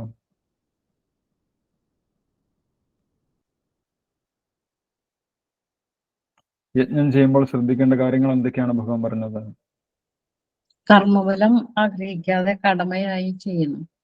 യെസ്, കടമ എന്നുള്ള നിലവാരത്തിൽ ചെയ്യണം. യജ്ഞം ചെയ്യുന്നവർ മാതൃകയായിരിക്കണം. യെസ്, സമൂഹത്തിലെ മറ്റുള്ളവർക്ക് മാതൃകയായിരിക്കണം. തെറ്റ് ചെയ്യുന്നവരോട് മറ്റുള്ളവരെ അനുകമ്പാപൂർവം പെരുമാറണം. യെസ്, മറ്റുള്ളവരോട് അനുകമ്പാപൂർവം വിലക്കാൻ പാടില്ല. പിന്നെ എല്ലാം ഭഗവാനിൽ അർപ്പിച്ച് ചെയ്യണം. ഭഗവാനിലുള്ള വിശ്വാസത്തോടെ. അല്ലെ, അങ്ങനെയാണെങ്കിൽ എന്ത് സംഭവിക്കുമെന്നാണ് പറയുന്നത്? എല്ലാവിധ കർമ്മബന്ധങ്ങളിൽ നിന്നും ആ വ്യക്തി മോചിതം. നമ്മൾ യജ്ഞം ചെയ്തു കഴിഞ്ഞാൽ എല്ലാവിധ കർമ്മബന്ധങ്ങളിൽ നിന്നും നമ്മൾ മോചിതരാകും എന്ന് ഭഗവാൻ പറയുന്നു. ഏമേ മതമിതം നിത്യം. ദിവസവും നമ്മൾ ചെയ്യണം. ഒരു പ്രാവശ്യം ചെയ്തതുകൊണ്ട് മുക്തരാവുന്നില്ല. ഏമേ മതമിതം നിത്യം, എപ്പോഴും ദിവസവും അനുതിഷ്ഠന്തി മാനവ. ഭഗവാൻ പറഞ്ഞിട്ടുള്ള ഈ കാര്യങ്ങൾ നമ്മൾ അനുസരിക്കുകയാണെങ്കിൽ ശ്രദ്ധാവന്തോ അനസൂയന്തോ, ആ വ്യക്തി ഭഗവാനിൽ വിശ്വാസപൂർവമായിരിക്കണം ചെയ്യേണ്ടത്. അങ്ങനെ ചെയ്തു കഴിഞ്ഞാൽ മുച്ഛന്തേ തേബി കർമ്മഭി, എല്ലാവിധ കർമ്മബന്ധങ്ങളിൽ നിന്നും ആ വ്യക്തിക്ക് മോചനമുണ്ടാകും എന്നും ഭഗവാൻ പറഞ്ഞു കൊടുത്തു. അപ്പൊ ഇതൊക്കെ നമ്മൾ എന്തുകൊണ്ട് കർമ്മം ചെയ്യണമെന്ന് ആദ്യം പറഞ്ഞു ഭഗവാൻ. എന്തുകൊണ്ട് കർമ്മം ഉപേക്ഷിക്കാൻ സാധിക്കില്ല എന്ന് പറഞ്ഞു, അല്ലെ? കർമ്മം ചെയ്യേണ്ടത് അനിവാര്യമാണ് എന്ന് ബോധ്യപ്പെടുത്തി. ആർക്കു വേണ്ടി കർമ്മം ചെയ്യണം എന്നും പറഞ്ഞു കൊടുത്തു. യജ്ഞത്തിനായിട്ട് കർമ്മം ചെയ്യണം എന്ന് പറഞ്ഞു. യജ്ഞം ചെയ്യുന്നതിന്റെ നേട്ടങ്ങൾ ഭഗവാൻ പറഞ്ഞു. അതിനുശേഷം യജ്ഞം ചെയ്യുന്നതിന്റെ മനോഭാവം, യജ്ഞം ചെയ്യുമ്പോൾ നമ്മൾ ശ്രദ്ധിക്കേണ്ട കാര്യങ്ങളെക്കുറിച്ചും ഭഗവാൻ പറഞ്ഞു തന്നു. അപ്പോൾ അർജുനൊരു സംശയമുണ്ടായി. അർജുനൻ എന്താണ് സംശയമുണ്ടായത്? 36-ാമത്തെ ശ്ലോകത്തിൽ അർജുനൻ ഒരു സംശയം ചോദിക്കുന്നുണ്ട്. അധകേന പ്രയുക്തോയം പാപം ചരതി പുരുഷ അനിച്ഛന്നഭിവാഷ്ണേയ ബലാദിവ നിയോജിത. അങ്ങ് പറഞ്ഞതൊക്കെ ശരിയാണ്. യജ്ഞകർമ്മങ്ങൾ തന്നെയാണ് ചെയ്യേണ്ടത്. ഇത് മിക്കവാറും അറിയാത്ത കാര്യമൊന്നുമല്ല. ഭഗവാനെ സേവിക്കണം, അതാണ് നല്ല കടമ, നല്ല കർമ്മം, അത് ഉത്തമമാണ് എല്ലാവർക്കും അറിയാം. പക്ഷെ എന്നിട്ട് പോലും ആളുകൾ എന്താണ് ചെയ്യുന്നത്? പാപകർമ്മങ്ങളാണ് ചെയ്യുന്നത്. അതിന്റെ കാരണം എന്താണ്? നിർബന്ധപൂർവം, അവർക്ക് ഇഷ്ടമല്ലെങ്കിൽ പോലും ആളുകൾ പാപകർമ്മങ്ങളിൽ മുഴുകിപ്പോകും. അതിന്റെ കാരണം എന്താണ് എന്ന് അർജുനൻ ചോദിക്കും. അതിന്റെ കാരണം ഭഗവാൻ പറഞ്ഞു കൊടുക്കുന്നു 37-ാമത്തെ ശ്ലോകത്തിൽ. ശ്രീ ഭഗവാൻ ഉവാച കാമയേഷ ക്രോധയേഷ രജോഗുണ സമുദ്ഭവ മഹാശനോ മഹാപാത്മാ വിദ്യേനം ഇഹ വൈരിണം. ഭഗവാൻ പറയുന്നു കാമമാണ് എല്ലാത്തിനും കാരണം. കാമം എന്ന് പറഞ്ഞു കഴിഞ്ഞാൽ ഭൗതികമായിട്ടുള്ള ആഗ്രഹങ്ങൾ, ഭൗതിക നേട്ടത്തിന് വേണ്ടിയുള്ള ആഗ്രഹങ്ങൾ ഉണ്ടായി കഴിഞ്ഞാൽ നമ്മൾക്ക് യജ്ഞകർമ്മങ്ങളിൽ പ്രവർത്തിക്കാൻ സാധിക്കില്ല, മനസ്സുറപ്പിക്കാൻ സാധിക്കുകയില്ല. പിന്നീട് കാമം എവിടേക്കാണ് ഇരിക്കുന്നത് എന്നും ഭഗവാൻ പറഞ്ഞു കൊടുത്തു. നമ്മുടെ മനസ്സിലും ബുദ്ധിയിലും അതേപോലെ ഇന്ദ്രിയങ്ങളിലുമൊക്കെ ഈ കാമം ഇരിക്കുന്നുണ്ട് എന്ന് പറഞ്ഞു. ആ കാമം നമ്മുടെ ബുദ്ധിയെയും ജ്ഞാനത്തിനെയും നശിപ്പിക്കുന്നതാണ് എന്നും ഭഗവാൻ പറഞ്ഞു കൊടുത്തു. 41-ാമത്തെ ശ്ലോകത്തിൽ കാമത്തിന്റെ ഒരു നെഗറ്റീവ് എഫക്റ്റ് ഭഗവാൻ പറയുന്നുണ്ട്. കാമം ഉണ്ടായിക്കഴിഞ്ഞാൽ എന്താണ് പ്രശ്നം? 41-ാമത്തെ ശ്ലോകത്തിൽ ഭഗവാൻ പറയുന്നു, തസ്മാത്തും ഇന്ദ്രിയാണ്യാദോ നിയമ്യ ഭരതർഷഭ പാപ്മാനം പ്രതിഹിഹ്യനം ജ്ഞാനവിജ്ഞാനനാശനം. നമ്മുടെ ജ്ഞാനവും വിജ്ഞാനവും ഒക്കെ നശിച്ചു പോകും. എന്താണ് ജ്ഞാനം? ഞാൻ ഭഗവാന്റെ അംശമാണ് എന്നുള്ളതാണ് ജ്ഞാനം, അല്ലെ? ഭഗവാന് സേവനം ചെയ്യേണ്ടതാണ് എന്നുള്ള കാര്യമൊക്കെ മറന്നുപോകും. എന്നിട്ട് നമ്മൾ മറ്റുള്ള പാപകർമ്മങ്ങളിലൊക്കെ മുഴുകിപ്പോകും. അപ്പം മനസ്സിലും ബുദ്ധിയിലും ഇന്ദ്രിയങ്ങളിലും കാമം നിറഞ്ഞു കഴിഞ്ഞാൽ നമ്മൾ ഭഗവാന്റെ സേവനമൊക്കെ മറന്ന് മറ്റുള്ള കാര്യങ്ങളൊക്കെ ചെയ്യാൻ തുടങ്ങും. ജ്ഞാനവിജ്ഞാന നാശനം, നമ്മുടെ ജ്ഞാനവും വിജ്ഞാനവും ഒക്കെ ഭഗവാനെ കുറിച്ചുള്ള ഓർമ്മയൊക്കെ നശിച്ചു പോകും എന്ന് ഭഗവാൻ പറഞ്ഞു കൊടുത്തു. അതിനുശേഷം എങ്ങനെയാണ് ഈ കാമത്തിൽ നിന്ന് രക്ഷ നേടേണ്ടത്, അതിനുള്ള മാർഗമാണ് ഭഗവാൻ അവസാനത്തെ ശ്ലോകത്തിൽ, ഈ അധ്യായത്തിന്റെ അവസാനത്തെ ശ്ലോകത്തിൽ പറയുന്നത്. എങ്ങനെ ഈ കാമത്തിൽ നിന്ന് രക്ഷ നേടാം, അല്ലെങ്കിൽ ഈ കാമത്തിനെ എങ്ങനെ ജയിക്കാം, അതിനുള്ള മാർഗമാണ് അവസാനത്തെ ശ്ലോകത്തിൽ പറയുന്നത്. എന്താണ് പറയുന്നത്? ഏവം ബുദ്ധേ പരം ബുദ്ധ സംസ്തഭ്യാത്മാനമാത്മന ജഹി ശത്രും മഹാബാഹോ കാമരൂപം ദുരാസതം. ഏവം ബുദ്ധേ പരം ബുദ്ധ, നമ്മൾ ബുദ്ധി ഉപയോഗിച്ച്, ബുദ്ധി കൊണ്ട് പരമമായിട്ടുള്ളതിനെ കുറിച്ച് അറിയണം. അങ്ങനെ പരമമായിട്ടുള്ളതിനെ കുറിച്ച് അറിഞ്ഞു കഴിഞ്ഞാൽ ഈ കാമം നമ്മളെ വിട്ടുപോകും. കാമത്തിൽ നിന്ന് നമ്മൾക്ക് രക്ഷയുണ്ടാകും. അപ്പൊ എന്താണ് പരമമായിട്ടുള്ളത്? പരമമായിട്ടുള്ളത് ഈശ്വരനാണ്, അല്ലെങ്കിൽ ഭഗവാനാണ്. ഭഗവാനെ കുറിച്ചുള്ള ജ്ഞാനം നമ്മൾക്ക് ലഭിച്ചു കഴിഞ്ഞാൽ നമ്മുടെ മനസ്സും നമ്മുടെ ബുദ്ധിയും ശുദ്ധമായിട്ട് മാറും. നമ്മുടെ മനസ്സിലും നമ്മുടെ ബുദ്ധിയിലും ഭഗവാനെ കുറിച്ചുള്ള ചിന്തകൾ വന്നു കഴിഞ്ഞാൽ മനസ്സും ബുദ്ധിയും ശുദ്ധമാകും. കാമത്തിന് പിന്നെ അവിടെ പ്രവർത്തിക്കാൻ സാധിക്കില്ല. അങ്ങനെയാണ് നമ്മൾ ഈ കാമത്തിനെ ജയിക്കേണ്ടത് എന്ന് ഭഗവാൻ പറഞ്ഞു. അപ്പൊ കാമത്തിനെ ജയിക്കണമെങ്കിൽ എന്ത് വേണം? ഭഗവാനെ കുറിച്ചുള്ള ജ്ഞാനം നമ്മൾ സ്വീകരിക്കണം. ഏവം ബുദ്ധേ പരം ബുദ്ധ, പരമമായിട്ടുള്ള വ്യക്തിയെ കുറിച്ചുള്ള ജ്ഞാനം നമ്മൾ സ്വീകരിച്ചാൽ കാമത്തിനെ നമ്മൾക്ക് ജയിക്കാൻ സാധിക്കുമെന്നാണ് ഭഗവാൻ പറയുന്നത്. അപ്പൊ അതിനുവേണ്ടി ഭഗവാനെ കുറിച്ചുള്ള ജ്ഞാനം എങ്ങനെ സ്വീകരിക്കാം എന്ന് ഭഗവാൻ അടുത്ത അധ്യായത്തിൽ പറഞ്ഞു തരുന്നുണ്ട്. ഭഗവാനെ കുറിച്ചുള്ള ജ്ഞാനത്തിനെ കുറിച്ചാണ് അടുത്ത അധ്യായത്തിൽ പറയുന്നത്. അതീന്ദ്രിയ ജ്ഞാനം, ഭഗവാനെ കുറിച്ചുള്ള ജ്ഞാനം നമ്മൾക്ക് എങ്ങനെ കിട്ടും, അതിനുള്ള വഴികളാണ് അടുത്ത അധ്യായത്തിൽ ഭഗവാൻ പറയുന്നത്. അങ്ങനെ ആ കാമത്തിനെ ജയിക്കാൻ സാധിക്കുമെന്നും ഭഗവാൻ പറയുന്നു. ആ അധ്യായം, 4-ാമത്തെ അധ്യായം ഭഗവത് ജ്ഞാനത്തിനെ കുറിച്ചാണ്, ഭഗവാനെ കുറിച്ചുള്ള ജ്ഞാനമാണ്. അതുകൊണ്ടാണ് അതിന് അതീന്ദ്രിയ ജ്ഞാനം എന്ന് പേര് കൊടുത്തിട്ടുള്ളത്. ആ അധ്യായം നമ്മൾക്ക് അടുത്ത ദിവസം നോക്കാം. ഹരേ കൃഷ്ണ. ഹരേ കൃഷ്ണ. നന്നായിരുന്നു, ക്ലാസ് നന്നായിരുന്നു സ്വാമിജി. പക്ഷെ ഓരോ ശ്ലോകവും കുറച്ച് എന്തെങ്കിലും ഉണ്ടെങ്കിൽ ഇപ്പൊ ചോദിക്കാം. എന്താ അറിയോ സ്വാമി, ഞങ്ങൾക്ക് ഗീത വായിക്കാൻ തന്നെ അറിയില്ല. അപ്പൊ ഒരു 2 പ്രാവശ്യം ശ്ലോകം വായിച്ചിട്ട് പെട്ടെന്ന് പൊയ്ക്കോളൂ. പക്ഷെ ഓരോ ഇതിന്റെയും ഒന്ന് കുറച്ചെന്തെങ്കിലും പറഞ്ഞു തരുമോ? ഓരോ ശ്ലോകത്തിന്റെയും കുറച്ച് പറഞ്ഞു തന്നാൽ കൂടി മതി. യെസ്, ഓരോ ശ്ലോകത്തിന്റെയും കുറച്ച് പറയുന്നത് നമ്മൾ വേറെ ക്ലാസ് ആണ്. അത് 8:30-ക്കുള്ള ക്ലാസ്സിന്. 8:30-ക്കുള്ള ക്ലാസ്സിലുണ്ടോ? അത് ഞങ്ങൾക്ക് ലിങ്ക് ഇട്ട് തരുന്നുണ്ടോ? അത് ഇതേ ലിങ്കാണ്. ഇതേ ലിങ്കിൽ തന്നെ കേറിയാൽ മതിയോ? 8:30 ലിങ്കിൽ ക്ലിക്ക് ചെയ്താൽ മതി, അപ്പൊ കേറാൻ പറ്റും.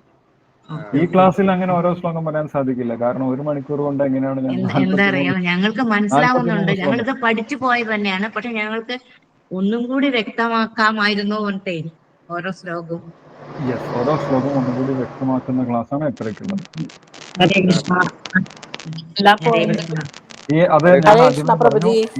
ഈ ബാച്ച് എന്ന് പറഞ്ഞു കഴിഞ്ഞാൽ ഈ ക്ലാസ് അവലോകനമാണ്.